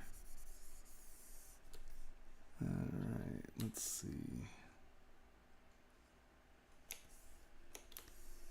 When that, that has a different color on its edge. But that's okay. That should be fine. Those will stretch with this. So I just want to make sure that these layers are not coplanar. And that should do it, honestly. Because see how much space there is in between these now? Right? And why we're getting this is because that edge, when it thickened, the side's a different color. Right? It made a different poly group. So we're going to come there, and let's come back over here. We're going to tap these guys, and it's going to be the same thing. Because see here, there's like there's no space there between. You can see it just barely right there. But when I come back through with the brush, I'm just giving it thickness. And that should prevent those sides from doing that again. Sorry, I wasn't paying enough attention to. But you can see now there's distinctive airspace between those two parts.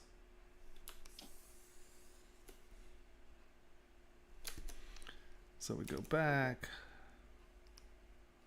And now we will Dynamesh this together. Remesh by Dynamesh. And that's why it's okay to have these things as separate poly groups so you can select them and futz with them. You don't want to separate them from the same tool because you'll wind up, it won't understand it's a solid anymore. And so when you try to do things like Dynamesh and such, you can see now that we now have a mesh. Oh, you motherfucker. Look at that. You hole. What did that do? Let's flip this so I can see.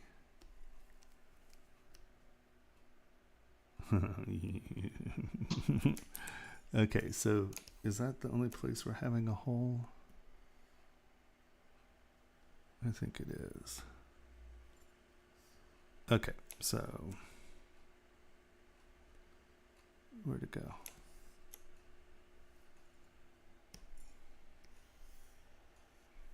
Was it on this side? Did I undo that? No, we're still Dynamesh.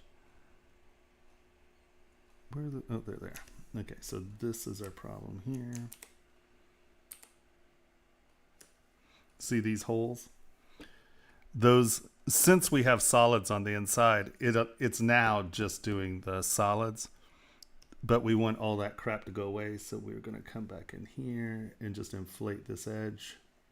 So those holes close, right? And then that way we're not getting that weirdness. That should, I think those are the only real holes. Because those look like they're overlapping, but we're going to, better safe than sorry, so we don't have to redo this 13 times.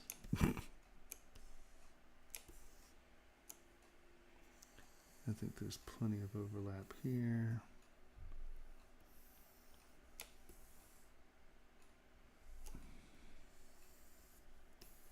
All right, so let's try that one more time.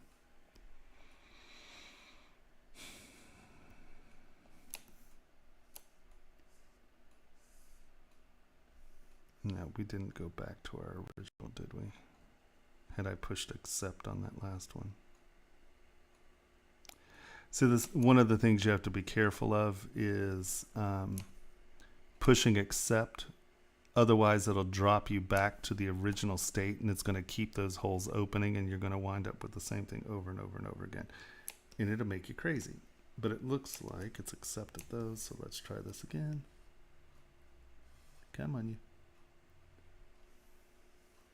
See how, okay. See what I mean? All right. Do you see what just happened? Oh, wait. Let's see if it did it. See how, remember I came back and filled these up, but right now we went right back to those holes. We have to, we have to come back out. Come on. There we go. And now before you do this, make sure to come in here and hit accept, because that is now going to make this the new sort of like history state.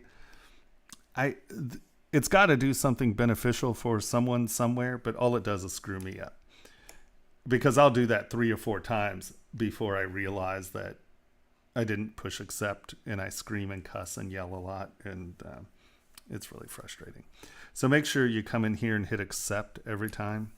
And now, as you can see, this is closed up. So I would probably just get... I can't see where it says to accept. Oh, was it right up there?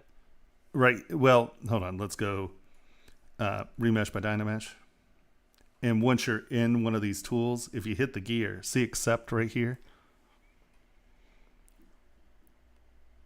Boom. You have to accept it. Otherwise, it'll remember the history state that it used to be in. Pain in the butt. And like I said, I'm sure there's some really good reason for it to be there. The hell if I know what it is. All that ever does is just screw me. It confuses the living hajibis out of me. And so now I would probably come in, turn symmetry on X and Z, and turn on Sculptress Pro, grab smooth, and just get a big smooth, and just go around this edge with the smooth. Now what this is also going to do is it's going to tell you if you have any holes again. Right? So, and I'm just going to knock that edge off.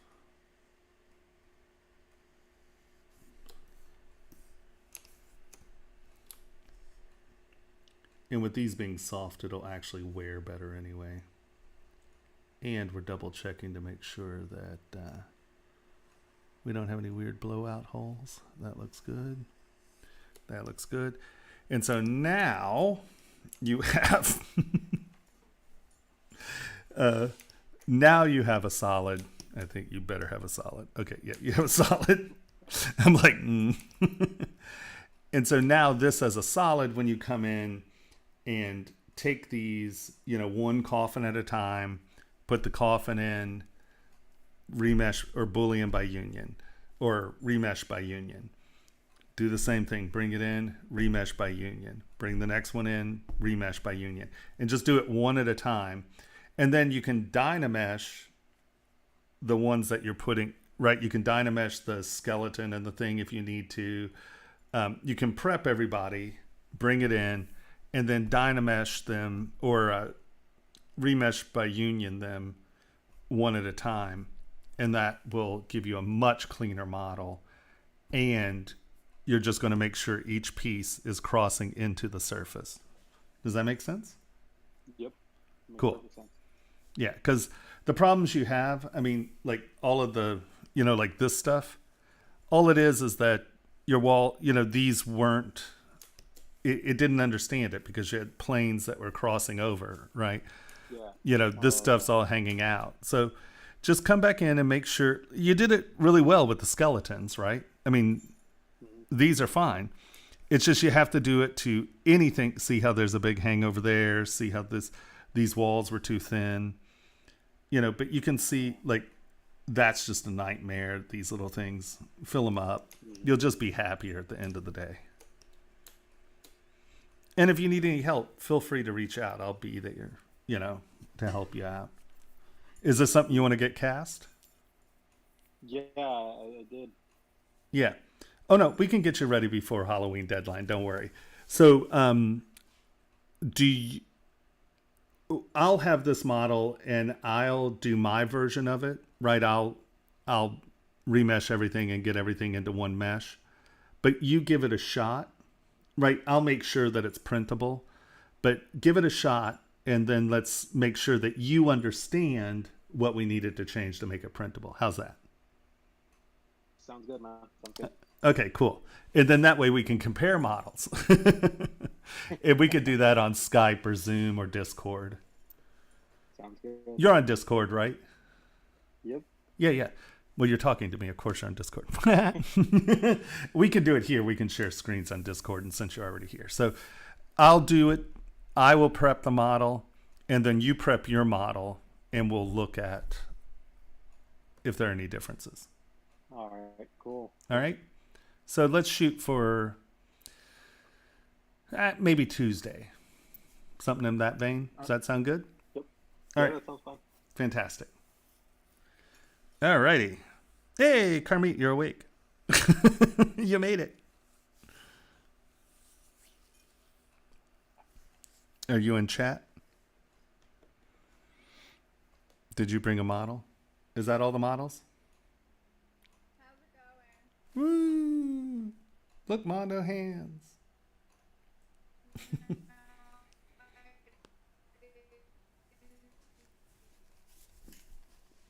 Are you singing?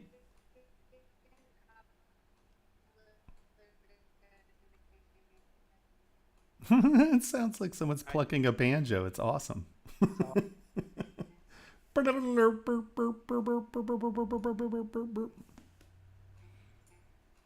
Can't hear a word you're saying. She's by a black hole and it's time distortion.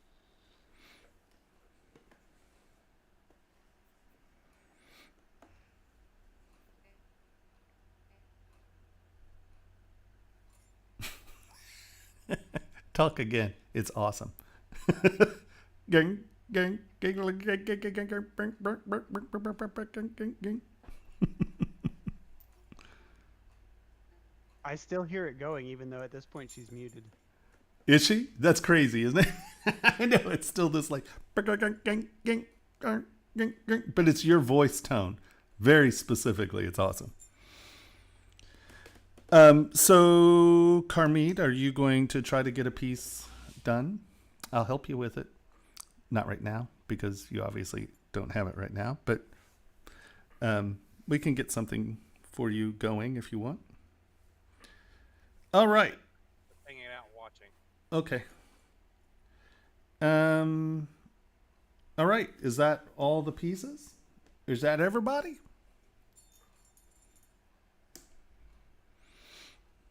Yeah. It's still going. It's crazy. Do you hear that? Yeah. Gang, gang, gang, gang, gang, gang. Does anybody have any questions? What? No, really. Can you not hear how you sound? Turn your volume up really loud and talk.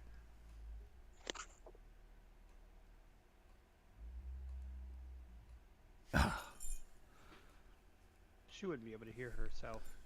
Wouldn't she be able to hear if she turned Twitch on? She wouldn't be able to hear the gink, gink, gink, gink. Yeah, if she said something and then turned Twitch on real fast. Yeah, that might be worth doing. I don't see anything going wrong with that.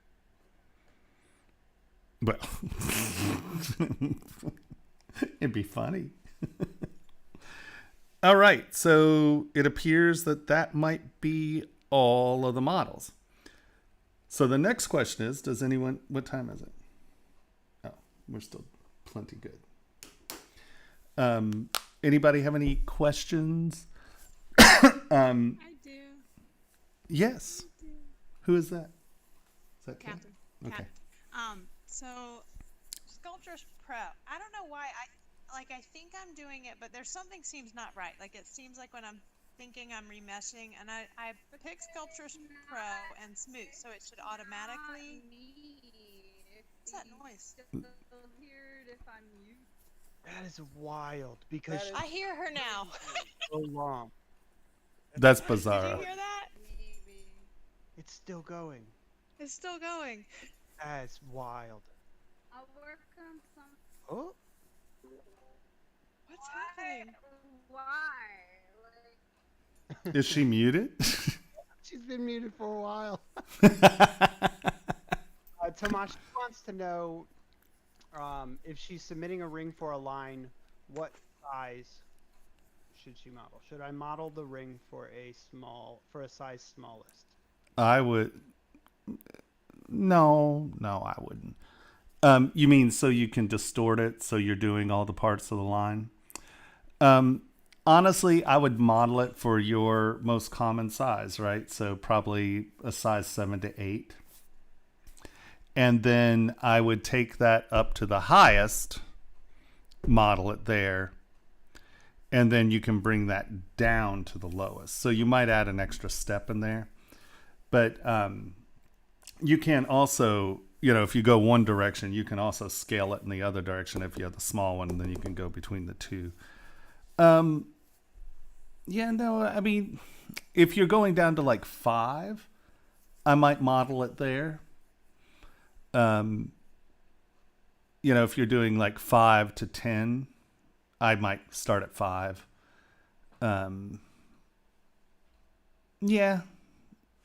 If you're going down to 3 or something like that, you're gonna resculpt that part. That's not going to be the detail, So it depends. I would probably start with the smallest. And then, obviously resculpt it to the biggest, and then you'll get a clean transition between them all. If you know that you're sculpting for a line. Yeah, that makes sense to me. Yes. Yeah, and we can submit multiple sizes, and they'll give you different sizes. Yeah, they'll give you the pricing for all the different sizes. All right.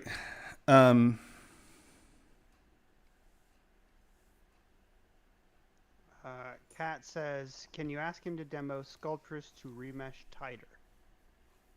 To remesh tighter? Well, first of all, I don't use Sculptress to remesh. Do you just mean to add geometry with Sculptress? Yes, that's what I meant, to add geometry. That. You just change the brush size. So if we're here, hold on, let's go to this guy because it's one. I was doing it and I just didn't feel like it was doing it right. I don't know. Well, you might not have the setting on. If it's not doing that, then one sec, Scott. We'll get to you in just a sec. So you can see the size of my geometry here, right? Hold on, let's turn on Sculptress Pro. And I use Shift for the most part. So you can see that that's roughly the size of my, right? Yeah. So we make the brush size bigger, it tessellates it bigger. Do you see that? Yep. And now when I make my brush size smaller, it decimates it down. And you're just using smooth and not hitting any other keys, right? Yep. I'm just changing my brush size because I have adaptive sizing on or whatever. So when I change my brush size, that is the size of the mesh in Sculptress Pro. Now, is adaptive sizing something you have to choose? Is that what it is? You shouldn't. That is, I think that's how it comes. I mean, I didn't change it to make it that way. Where is that? Now that's the question. It is in brush. Knowing me, I could have turned it off and not even known it. Modifiers. And there has to be 0 subdivisions when you're using Sculptress, or it'll just turn itself off and not work. Yeah, I did figure that out. It kept turning off. I was like, what is happening? Yeah, backface mask. The other thing is backface masking can't be on. It won't turn on if the brush has backface masking. Yeah. So enable and use global. So under brush, under Sculptress Pro, enable and use global. So see how there's adaptive size and combined? Yep. So just make sure your Sculptress Pro looks like that, which I think is the default. I don't ever remember going in. I might have changed it, 2 years ago, but I don't think so. I'll open it and find out right now. So you can see that the brush size is purely the geometry size. Gotcha. Yeah. Thank you. All right. And now Scott said that he's got something uploaded, but also Carmit asked another dang it. Can't get the name right. Asked another question for you.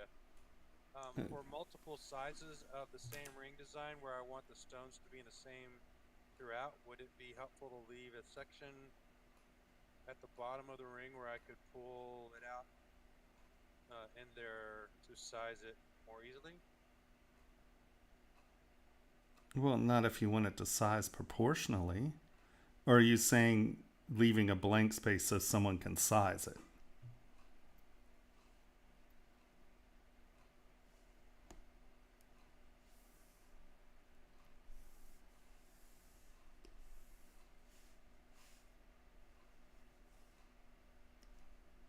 The stone free section at the middle bottom. At the middle bottom? I mean, Probably to cut the shank and add. right. Well, I just asked her that question. Do you want that? Are you thinking about sizing it from the 5 to the size 10 in the computer? Or are you talking about when someone is sizing the ring, right? They want to size it up a quarter size 3 years after they bought it. She says yes to cut the shank. Okay. To cut the shank, are you talking about sizing it as a digital model from going from your 5 to your thing, or physically sizing the ring after they have the ring? She put for a band that has stones around it. I guess that's a continuation of the first part. She definitely means physically sizing. Yeah, then sure. Leave a blank point there for people to size. I don't, because I'm a prick and I'm just like, if you get fat or skinny, buy a new ring. That's me. I'm a horrible person that way. Keep it no digitally. Well, then no, just stretch the damn thing out. That's the whole point. I mean, the whole point of doing it digitally is because you can have all of your design here and all of your design here, right? Does that make sense? I don't understand. She responded with, I don't want stone sizes to change. Well, then you're going to have to add more stones. Because if you're going from a size, are you talking about a center stone or stones going all the way around the ring? Because if it's just one center stone, it doesn't matter. Did you you're confused. Stones going around. Well, then you just add, are you doing it where it's the import mesh or the, what's that thing called? Multi-mesh?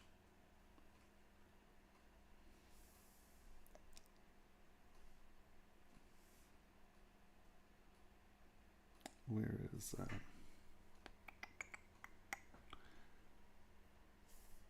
That's what we're looking for. No multi-mesh. Are stones are going all the way around the ring? She said she'll create something this week and submit it. Okay. It'll probably be easier if you can see what she's talking about. Yeah, because I mean, you know,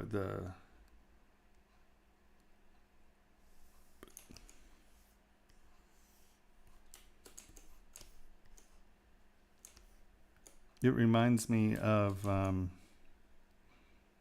is it the John Lennon sketch from the Imagine cover? It has that feeling. No, cool. And so,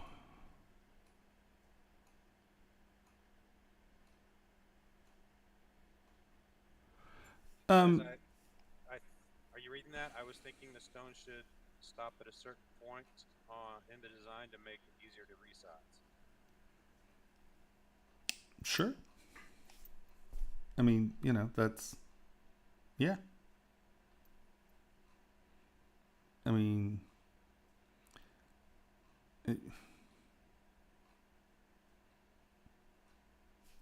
Yeah. She said, "Okay, thanks." I mean, yeah, that works. So, no, honestly, if you are trying to add this to a ring, just thickening it up. And here, let's grab a ring.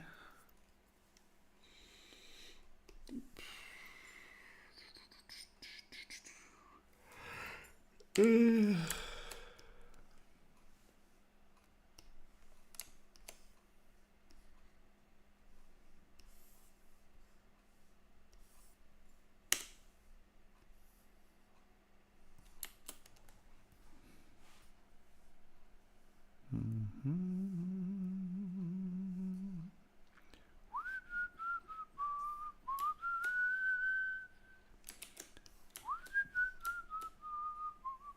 Thomas, while you're doing that, someone asked if you've seen Lovecraft Country yet. I have not. It's something that when I have some time, I want to watch. I've heard the book was good, and I heard they did a good job with the show. I haven't. I'm trying to get an education thing done. I don't watch much TV right this second. I'm focused on trying to get videos done because everyone's waiting on me, and that it seems to be the common theme recently. But it is something I definitely want to catch. So if you have a ring, append, and you want to bring this little groover in, and this might not be the shape of the ring you want or anything. I just giving you an example. This actually is good. And of course I tapered the side of the ring, not the,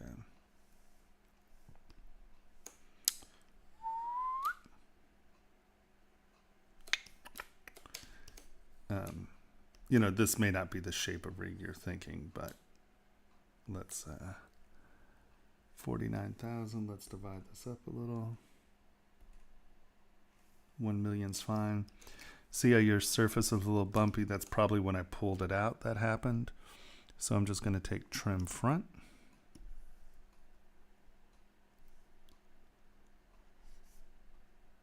Let's get down that. There we go. And that'll clean everyone up pretty dramatically.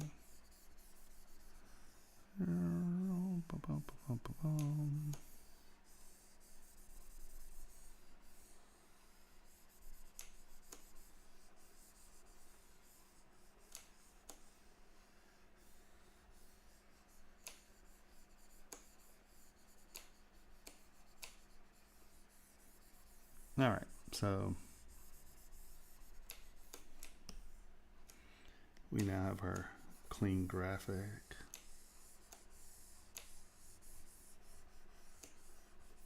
There we go.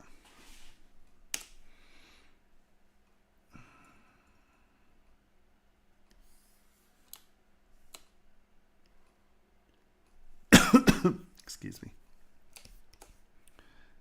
So it's actually quite a bit nice. Back face masking is really important, Tomas. Trim front. I'm going to make this brush big. We are going to mask the living hajibas out of the back of this. Boom.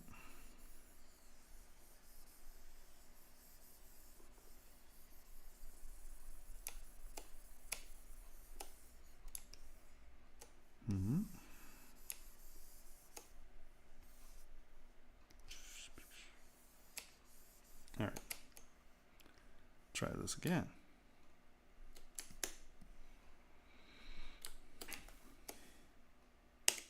Give it a little bit more thickness. Decide where we want it. You're like, okay, I like it here. Let's say you want it at an angle. I'm just doing that so I can make it bigger. Kind of position it where you're at. Just come up here, drag this down. Bend arc.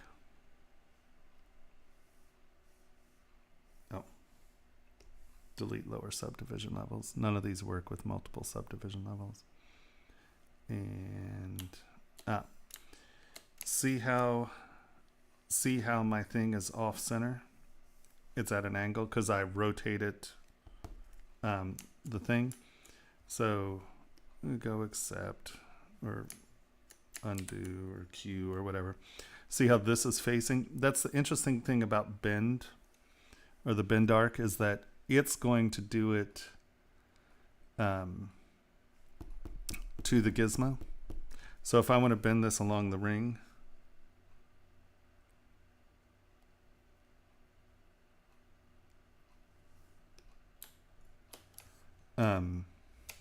reset the gizmo, and so now when I go bend arc, you'll notice it's lined up with the gizmo. So if you did want to bend it along the other axis, yeah, and just grab this, bend it to your world. And you notice we got a little bit of stretching there, right? So you can take your white line here, come to the other side and bring it back in. So we lose that stretching and then we readjust our arc. W. Bend arc.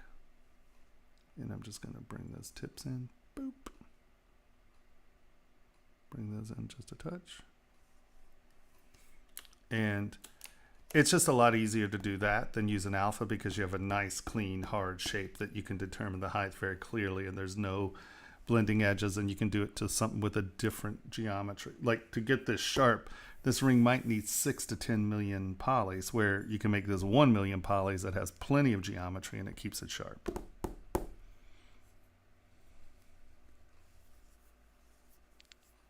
Yes, indeed. This is actually a Vertex class. This is a crit session for one of the Vertex classes.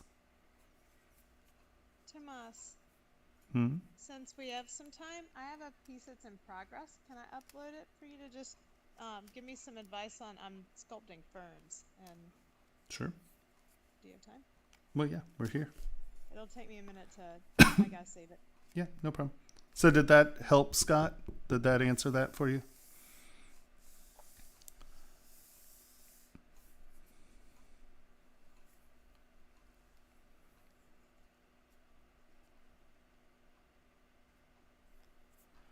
Oh, I'm an independent. I'm like a workshop.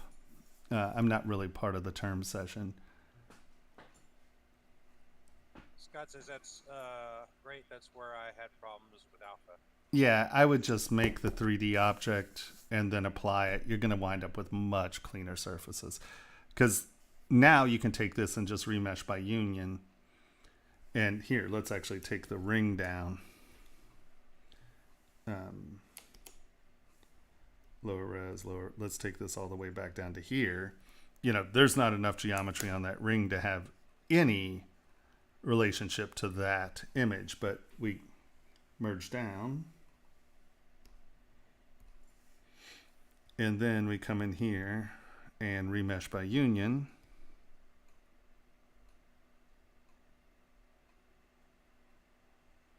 And this is the beauty of remesh by union as opposed to dynamesh, is that, see, it left all the old geometry and then it just invented geometry to come up with that form. Now, sometimes you get weird geometry because of that. Like, see that little lump right there? Remember we talked about this earlier, we're coming in. And so if that actually, where'd it go? There it is. See how that created this weird geometry glitch thing? It doesn't know what to do with it. Turn on Sculptris Pro, just come in like this, hold down Shift, and just tap that out. And that lets you get rid of that horrible glitchy surface, right, pretty easily.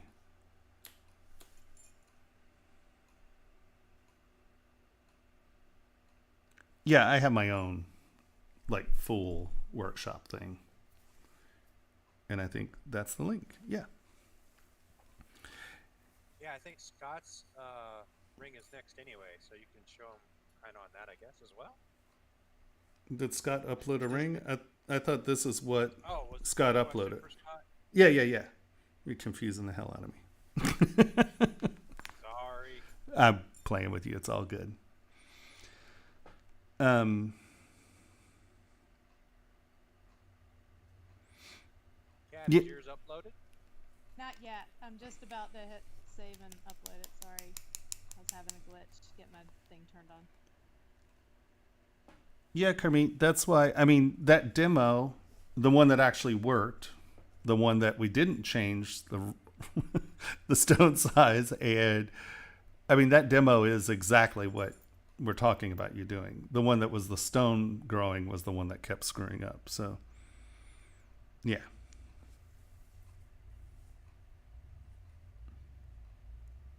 It worked the first time. I don't know what I did to it where it refused to work the second time. Damn thing.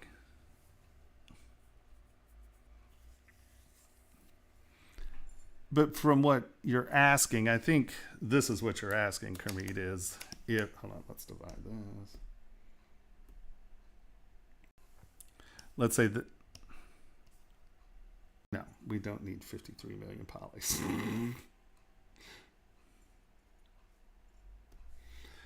What you're asking is you have your center stone and then you have, stop it, yes. See, that's weird. That still bothers me. We're going to turn back, let's turn back face masking on. What you're saying is you have your stones. Hold on.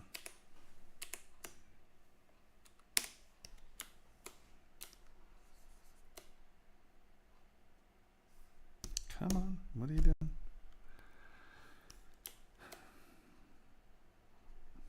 You have stones, right? And so let's say this is size 5, where we're gonna W, or we're just gonna duplicate this. And then what you're saying is that you want, you know, what's really funny is that there used to be a way to where I could scale this, but it didn't scale. It only scaled in one axis, and I don't know where that is anymore. Is it under scale, maybe?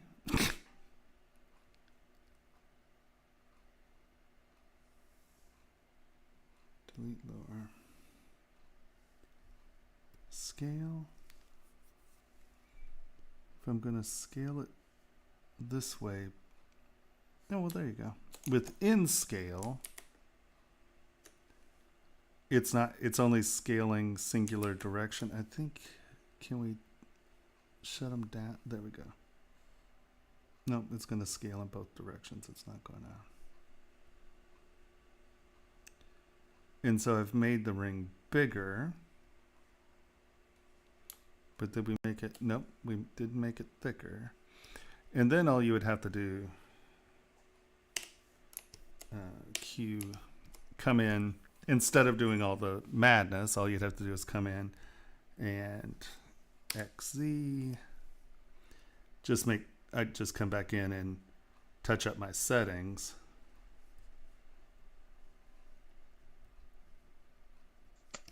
Right? And then that way, you can see that the ring got no thicker there. All it did was scale in the two directions. I knew there was a way to do that that was easier.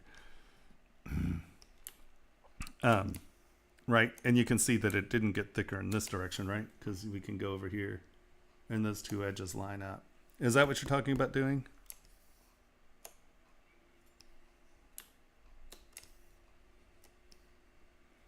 Yeah, because here, once you have the first one done, all you need to do then is then come back in and just push them, and they'll be in the same, you know, they're covering relatively the same amount of space. They're getting farther apart, obviously, but they're scaling to the same percentage of the ring. Now, if that's a problem, I would just come back in and redo my settings after I've scaled it, right? If you want them to be in the same relation to one another, I would come back in and then just do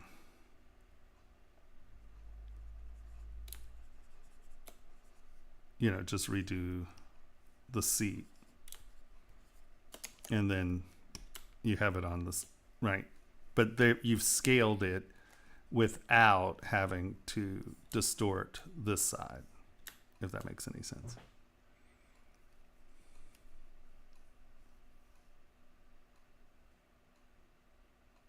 No, I think it did. All we were doing was talking about attaching that to the ring. Didn't we? I mean, isn't that what you were talking about, Scott? I mean, this is it right here. He was just talking about attaching it to the ring. If I'm not... Scott, didn't we answer that for you? We totally might have. I just want to make sure. Yeah, no, I know.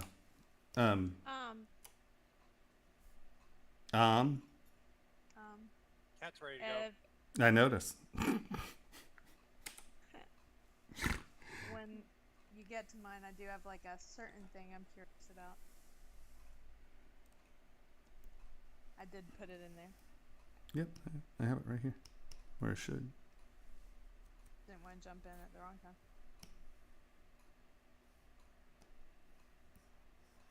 So ultimately with this, my thought is I want to shape it to be the over top of a cabochon. Sure. So it's going to be a back, so it's basically like back setting and having this. Mm-hmm. Yeah, no, it's like it's a setting cage. Really large labradorite, and I want to use it as like a backdrop. So my biggest question is a little bit of also just advice on sculpting the ferns, but then also shaping it to that. So like throwing a cab out there and making it fit it like a setting, if that makes sense. The best way to shape it to that.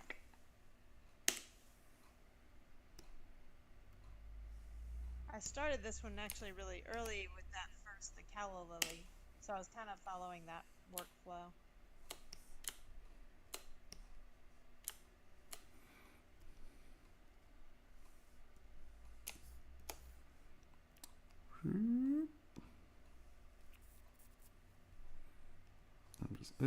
I'm just going to give it a bunch of geometry here.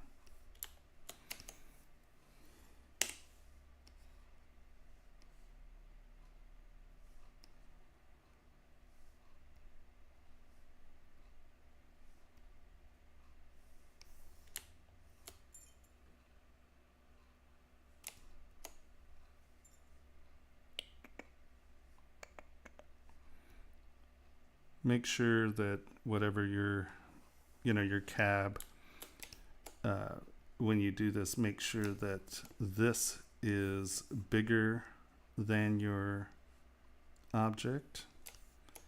Get your cab roughly the height you want it. Get this close to the cab. Come up here. Is this the front or the back? Looks like you've sculpted on it, so I'm assuming this is the front. And then yep, you're correct. We select on it. Now, first of all these have to be on the same. Merge down, merge down, merge down. All right. Grab Matchmaker and just drag that across. Where's Matchmaker hide? Right here. Let's see where you go. Do you see it? Okay, yeah. Okay. And now, ta-da. And you can see that it really has to do with where these are positioned to. This works best, right? Mm-hmm. When these have a flat back. Okay. Let's...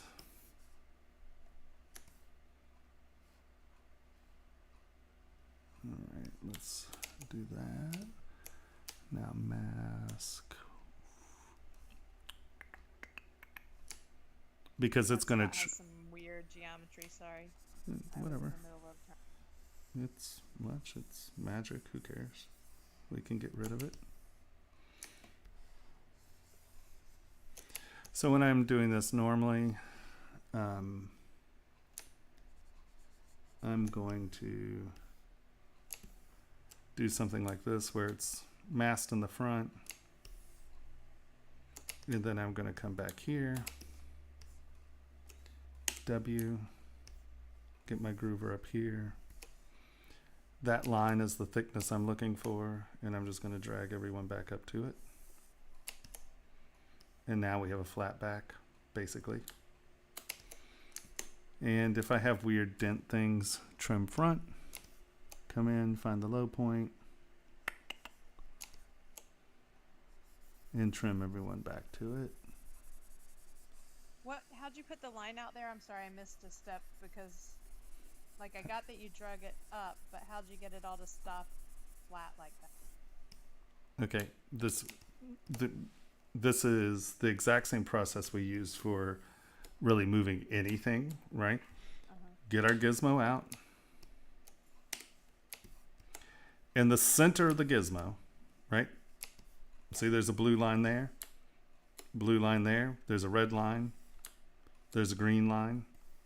So that's the center of the gizmo. Now you can see that that got pulled because I wasn't real careful with my masking, but I wasn't being real careful with my masking. You got to make sure that everything's masked or it will pull through, right? And let's undo this. Right? You just have to make sure that all that crap's masked so you don't get weirdness. Grab your gizmo. And this is hold down, Alt, move, hold down, Alt, move. This is the same way I do this with anything when I'm trying to get surfaces to pull someplace, when I'm trying to get everybody to wind up in the same place. Come here. Get my line, right? The blue line this direction, blue line this direction. If you're doing it that way, it's the green line or the red line. So we're going to the blue line. That's where I want it to be. I'm just picking a height. Let's say I want it all to be this height. So I'm going to get my blue line to match that line. Doesn't matter where this is. I'm just pulling it out so you can see it. Grab the blue rectangle and pull. And just pull until everything winds up there. Because it's only going to pull it to the center of the gizmo. So, right? And now everything's flat. I gotcha. I did not know that. Thank you. That's great. Okay. A little thing. And so now, when we get our cabochon here, let's grab them. You want it to be below this. You do not want it touching the surface. You want it to be an airspace, right? See how there's airspace right there? Yes. And you want to make sure that it is smaller than the outside edge of whatever you're matching. Okay. Cube, grab matchmaker, just start in the center and pull. Oh, get on the right tool, start in the center and pull outwards. And you see that line? You see the line progressing there? Yep. Okay, so that's what it's matching. Here. Just keep pulling until it's actually done it. There. And now you can see it matches pretty darn well. See awesome. How everything's pretty close? Yep. And then, you know, you might have to come in and push that down some because it's keeping the same relationship. So if you have something that's big and squirrely there, it's going to leave it big and squirrely. But that's an easy way to get to an edge or to a shape. So that's how I would do that. I'm really happy I asked you that. Thank you. That was a lot of excellent.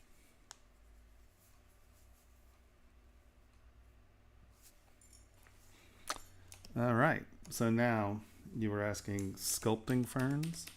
Well, yeah, I was just also, you know, if there's any advice on sculpting them. I didn't get that deep into it, so you don't have to go that deep with it either.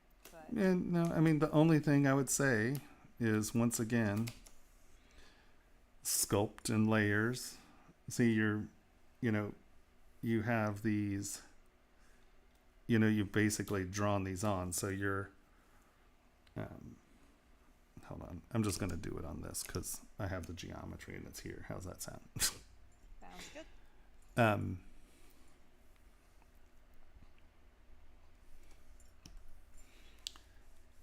You need to think about the form. I'm going to kick this up. Right? You have your fern. And you are kind of drawing that on. So I'm going to take this. Let's make that big so I can just do this.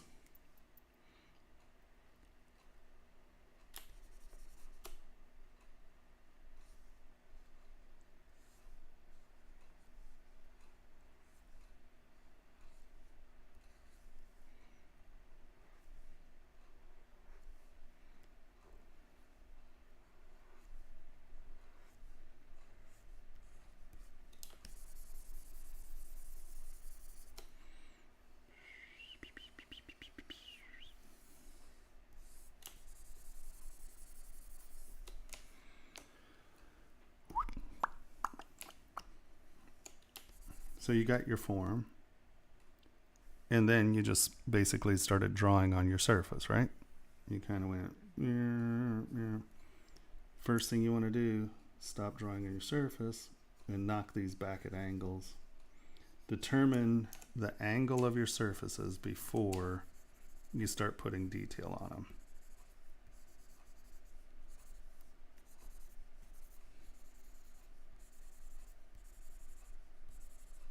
And I don't have the advantage of being dimensional at the moment. Come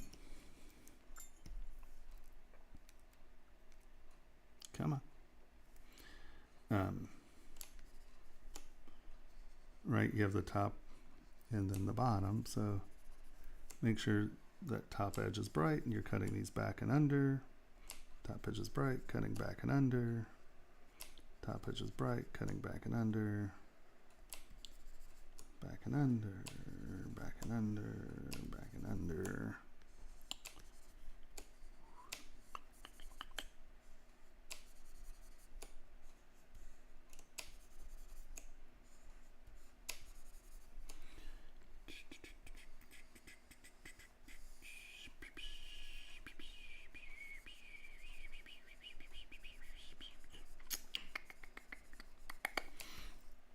And then I would come back in. And how are you doing this? You have like little waves. Which direction are they going? Towards the center. Okay. So now I would come back in and are they going this way?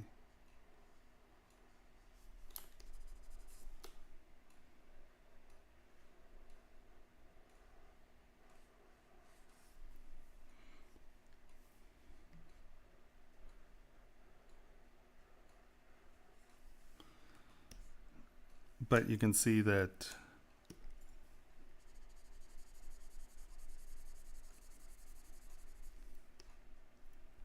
my leaf actually is traveling up and away, and we do have a high ridge, and these you can add whatever detail you want there. But what that's going to do, as you can see even here, just look at how much more dimensional this is than this. Right? These are still flat. Yeah. Totally. So get that leaf transition, because that's the one thing about ferns is that, these really are, they sit like this, they're steps, and you're still drawing your detail on there. And you're drawing it on deep, but because you're drawing this on deep, you're missing this dimensionality here. Right? Because when this polishes out, that's going to be bright. This is going to be down and dark. And these are going to look like this little fan slot. Yeah. So, I mean, that's a lot more dimensional. Yep. So just sculpt. Don't draw. So if you wanted the ultimate result shape of that cab with detail on it and then pierced through, is it better to sculpt on that surface like you are right now and then open up the spaces versus building it the way I started it? Six one way, half dozen the other. I mean, it doesn't. Okay. It's what you're more comfortable with. I mean, it's easier, obviously, to block them up in separate places if you have a distinctive image that you're trying to get. But, you know, if you're really trying to get it to be perfect with the cab, you know, it's easy to then come in. Hold on, let's undo this back. Come on.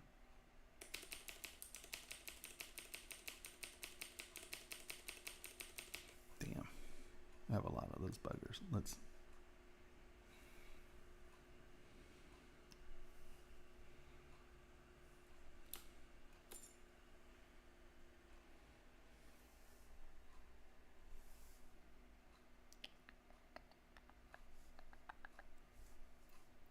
You can do it.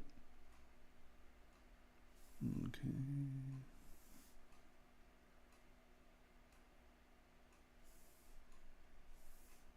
Okay. So hide that. Well, here, let's not hide that real quick. Let's use that as a guide. Clay tubes.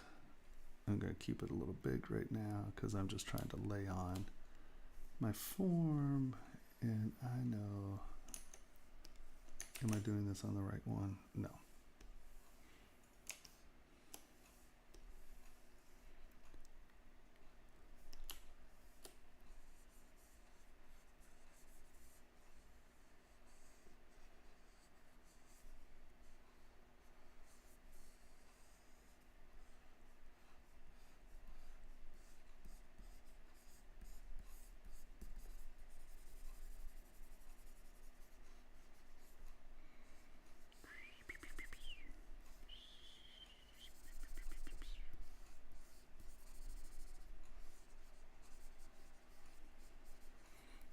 Okay, so we kind of got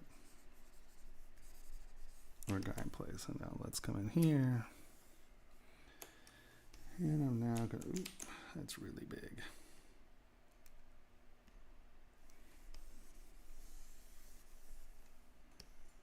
Stop it.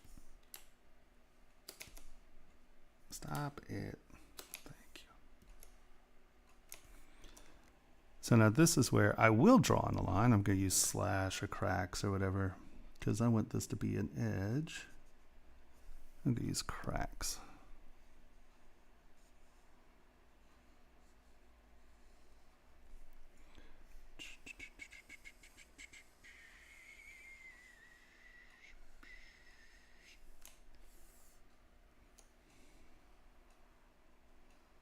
Then I'm just drawing the outline.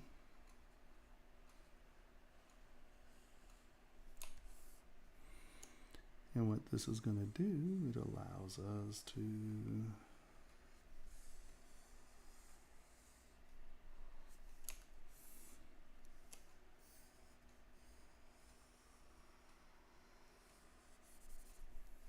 so now we'll turn that off.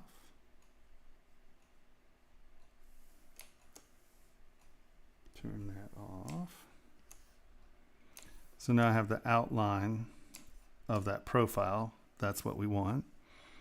Take clay tubes, or actually, yeah, clay tubes is fine right now. It seems to be moving. Actually, let's take clay buildup. It's more aggressive. And I'm now just going to come back and sculpt that below the surface of the cabochon surface, right?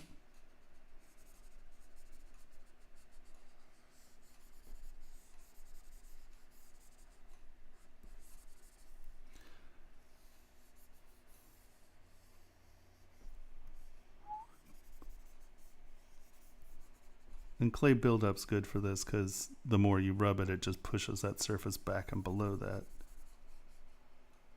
Pushes one surface behind the other. Now you can come in and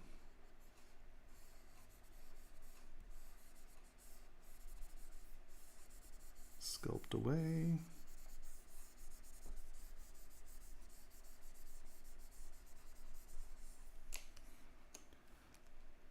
Lower res, smooth this out. High res, high res.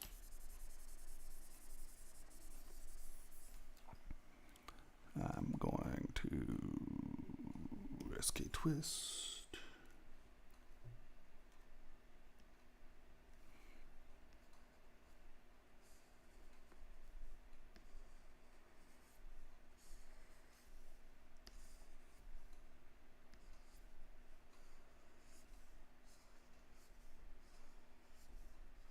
I did this backwards, but whatever.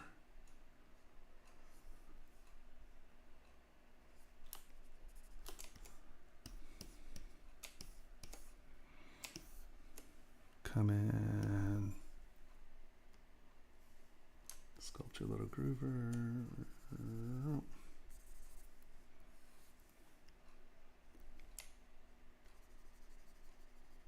See, my high ridges are on the wrong side, but it's okay.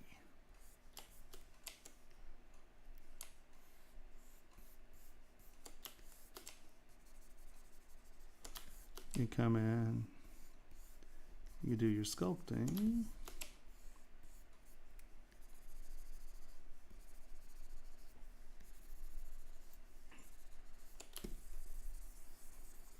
Woohoo, you're so happy with that sculpt because it's awesome. And now all you do, new folder. I'm like, where the hell's the bottom of that menu? Label your folders. I never label my folders when I demo.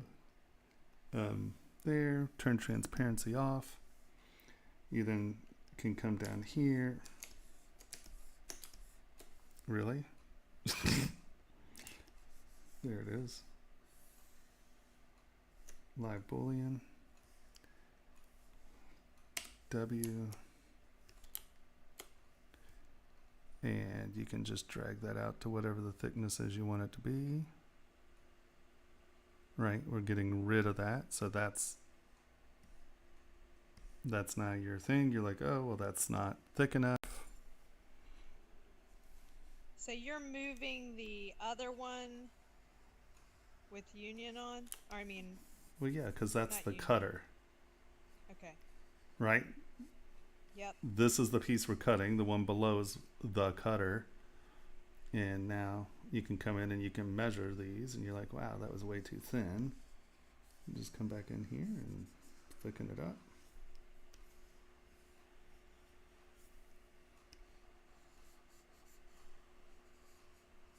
And the nice thing about having the live on is you can get it all fluffed up, and then you can come back in and go, okay, well, really, I want that to go back behind the surface. And you can see that I can just push it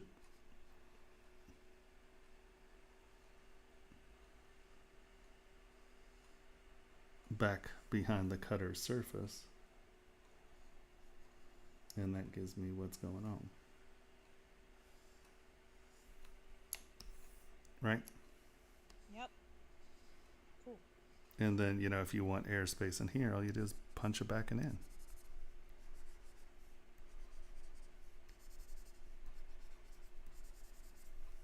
If it's a loose fern.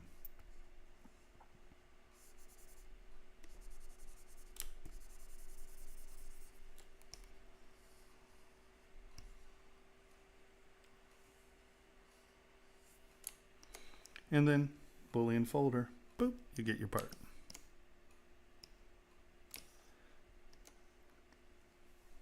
Righto. Rightio. Thank you. That was very helpful. Of course. Okay, so how are we doing, guys? Groovy. Okay. Ta-da!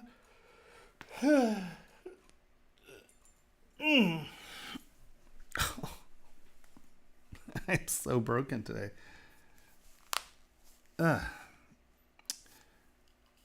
Any other questions? Any questions about what we need to get your parts ready for Halloween?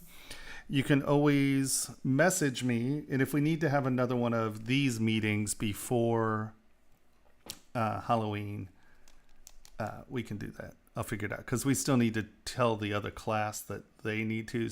So we might have another one of these where the models are a little bit more prepared, and we'll go through everything before we send the stuff in. Cammy's asking, do you know why... Carmeet. Sorry.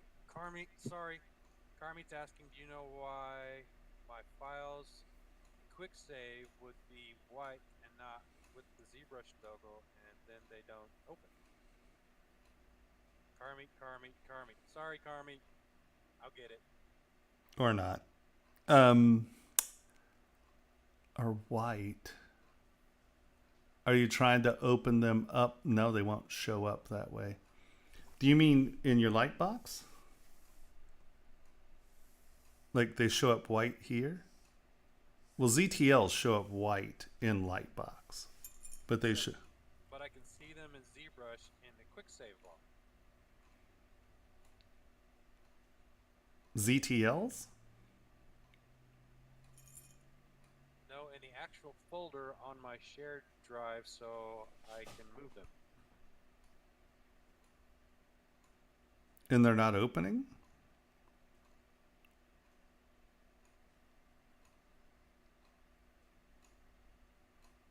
Half are white and don't open, half are opening. Okay, well, if they're white, they're probably ZTLs, not ZPRs. Let me see if I have... See, these are all white. They're ZTLs. They're not ZPRs. So if you're trying to open them through file, they won't open as a file. But if you just double click them, they should open fine. Yeah, Discord. Is this what you mean by white?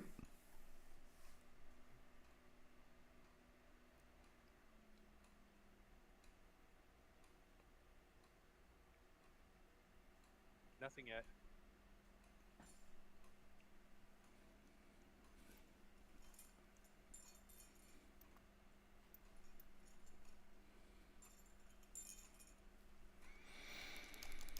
Hold on, I'll upload a screenshot, so hang on. No, it's okay.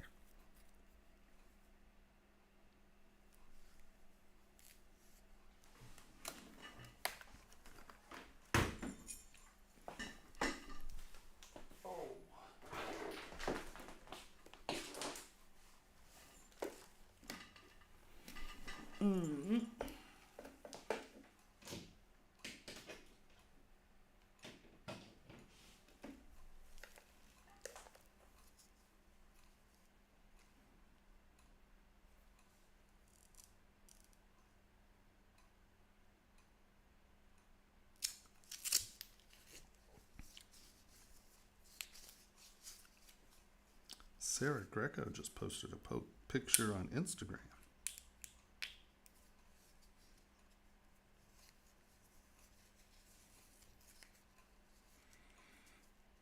Yeah, the other group didn't get Discord, did they? That's something we figured out here. I'm gonna post it on our. I'm gonna post Hey, it. it's a learning experience for everyone, right? Yeah. Oh, all right. Keyboard.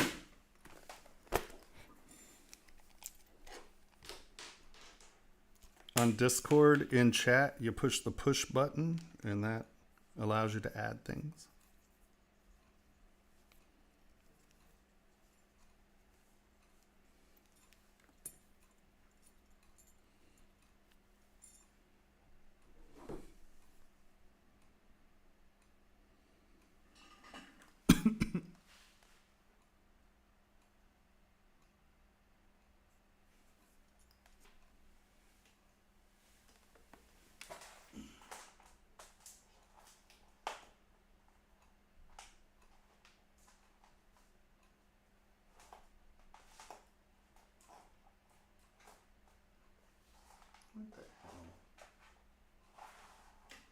I love it when I have my power strip and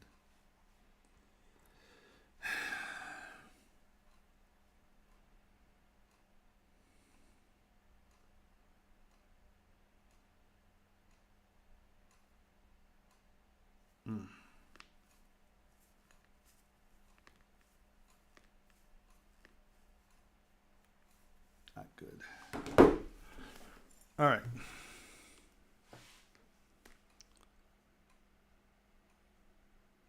You try. You just push a button, man. You go to Discord. Go to general chat. And see that plus button? You just push it. And if he can figure that out, Burn. No, that's just a fact. That's not a burn.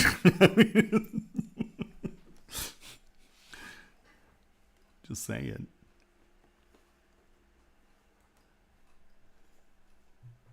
Is that a new bot? Moobot? No, stream cord. I don't know that I've seen that. I think it shows up when you're streaming. I guess that makes sense. Yeah, I think that's the thing that enables it to go over to the other places.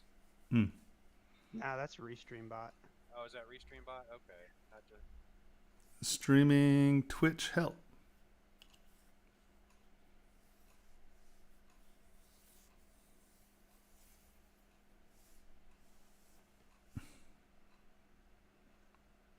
So does that mean you can't upload a screenshot by pushing that button right there? That one? Boop. She said her internet is slow. Calm down. I have internet. I mean, like, what the hell? I'm like, hey. Slow internet. All the fires out there, no slow it down.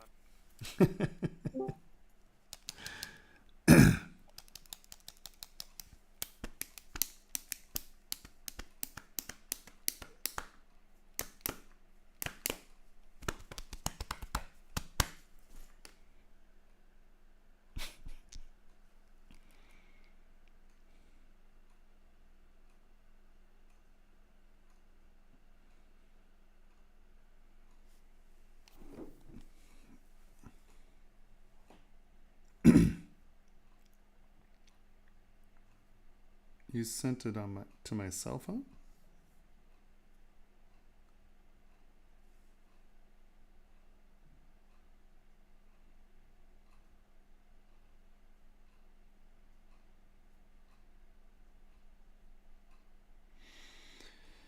I can't breathe.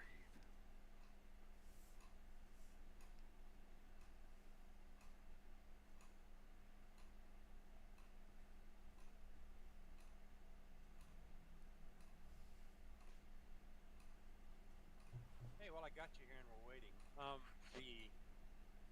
The font you use on the opening screenshots for the videos is that just built into the thing? And if so, do you know what kind of font? What's the name of it?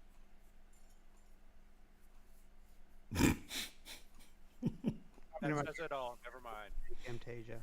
No. I know not. Okay, never mind. Yeah, it's probably a Camtasia font.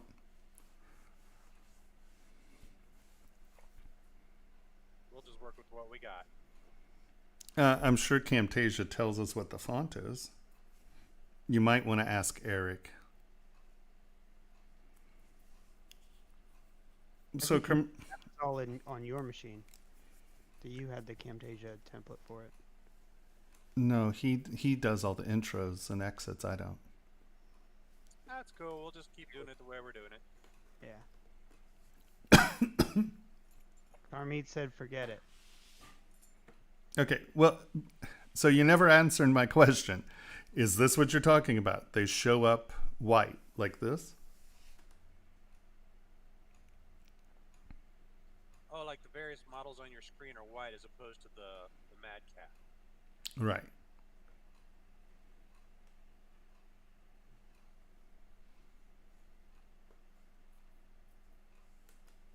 they show up fine in ZBrush.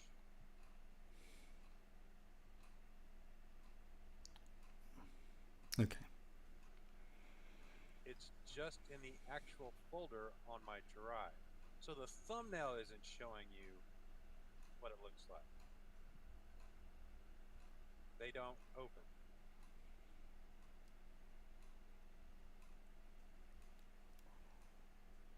Right, and they don't open from the shared.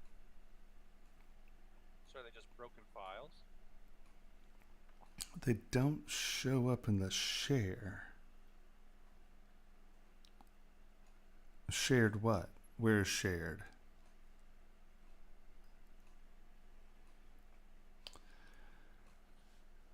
Yeah, I don't know any reason that a file saved to an external drive won't open.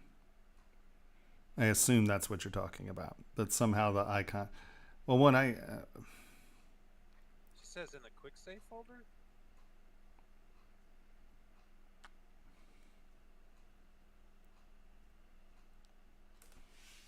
I would say call him. You've just talked about external drives and you're confusing the shit out of me again. Okay.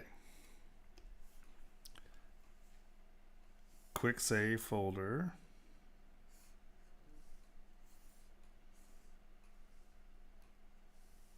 Ooh.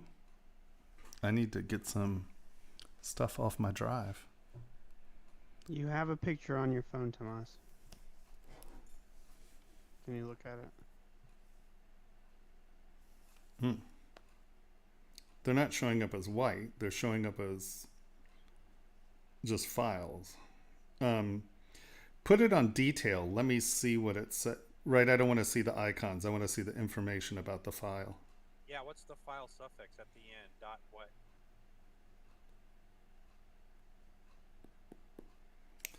God, I hate.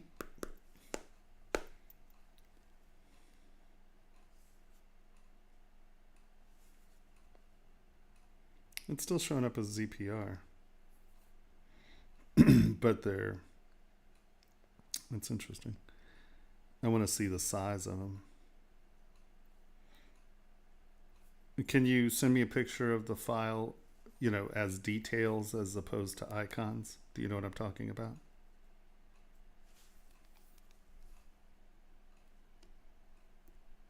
See how I have this listed here? Instead of it being on icons, it's on details. Because I want to see this information right here. Because, see, I have a couple. No, these are all. Yeah, because if there's 0 in the file size, then it's a non-file at that point. Yeah, it might have just been. Like if it's on a portable drive, you might have pulled the drive before they all transferred, but it set up an index of the transfer. But I don't know until I've seen that. So does everyone gotten their models through for checking for printability for the project? Well, everyone so far. There are no new ones, let's put it that way. Right. And then we'll send out, hopefully I'll get the email list from Vector tomorrow or Monday, and then we'll send out an email and maybe plan for a day like week after next and get everyone prepared.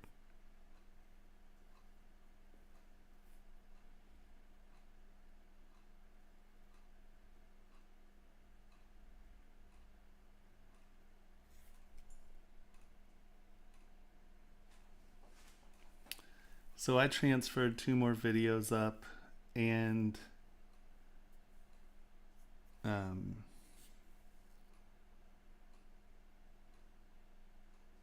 was there something else I was supposed to do while I was here?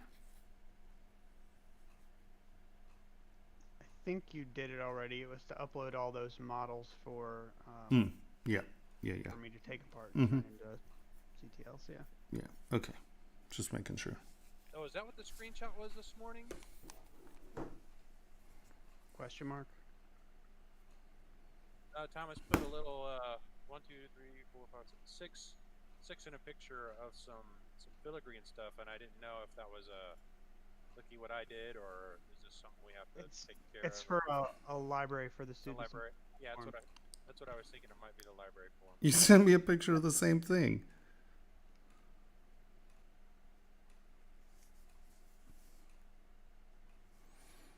All right, Kami, what I need. You have this folder displayed like this.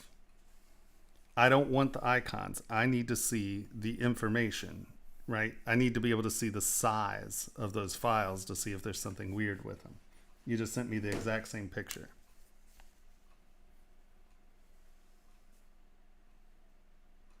Except this one's live.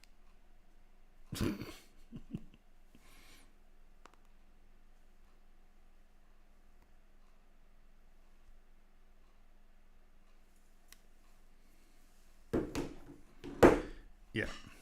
Okay. Anybody else? Anything else? How are we doing, guys?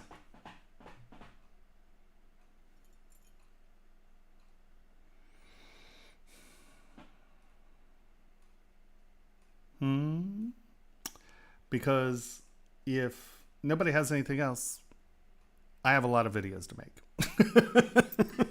Yeah. So what we're gonna do is we're going to make an email that has all of the instructions again, and then once I get those out to the other class as well, we'll plan for one more day to deal with the printability of stuff. So Danny can do his. I'd like to see Danny's again. Like I said, will you remind me to do Danny's ring? Or my version of Danny's ring, and then All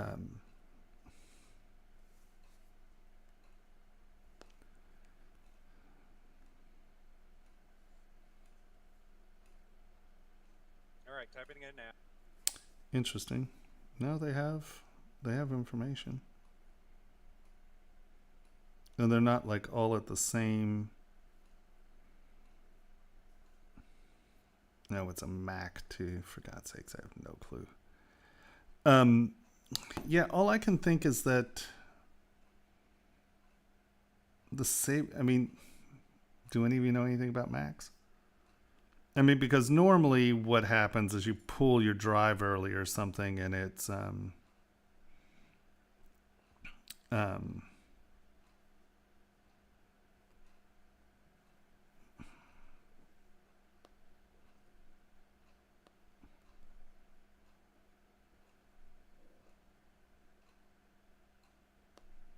but these seem to have all the information in them.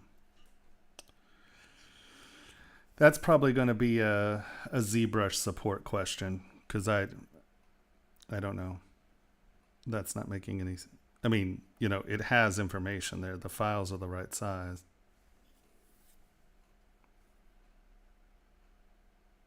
So that's yeah, I have no clue. Because if the sizes were down, we'd know that there was a transfer error, but I have no idea why those would be white. Okie dokie, artichoke. I think we are sorted out for the day. Is that what I'm hearing? Is that what I'm seeing? Aye, aye, Captain. All right. So wait for your emails. Hopefully it'll be, Monday or Tuesday. We'll have that sorted out. And then we'll do one more sort of session to look at the models before we get them and send them. And we'll decide on a day for that through, what's it called? Workplace or whatever that thing Artist Awake is. And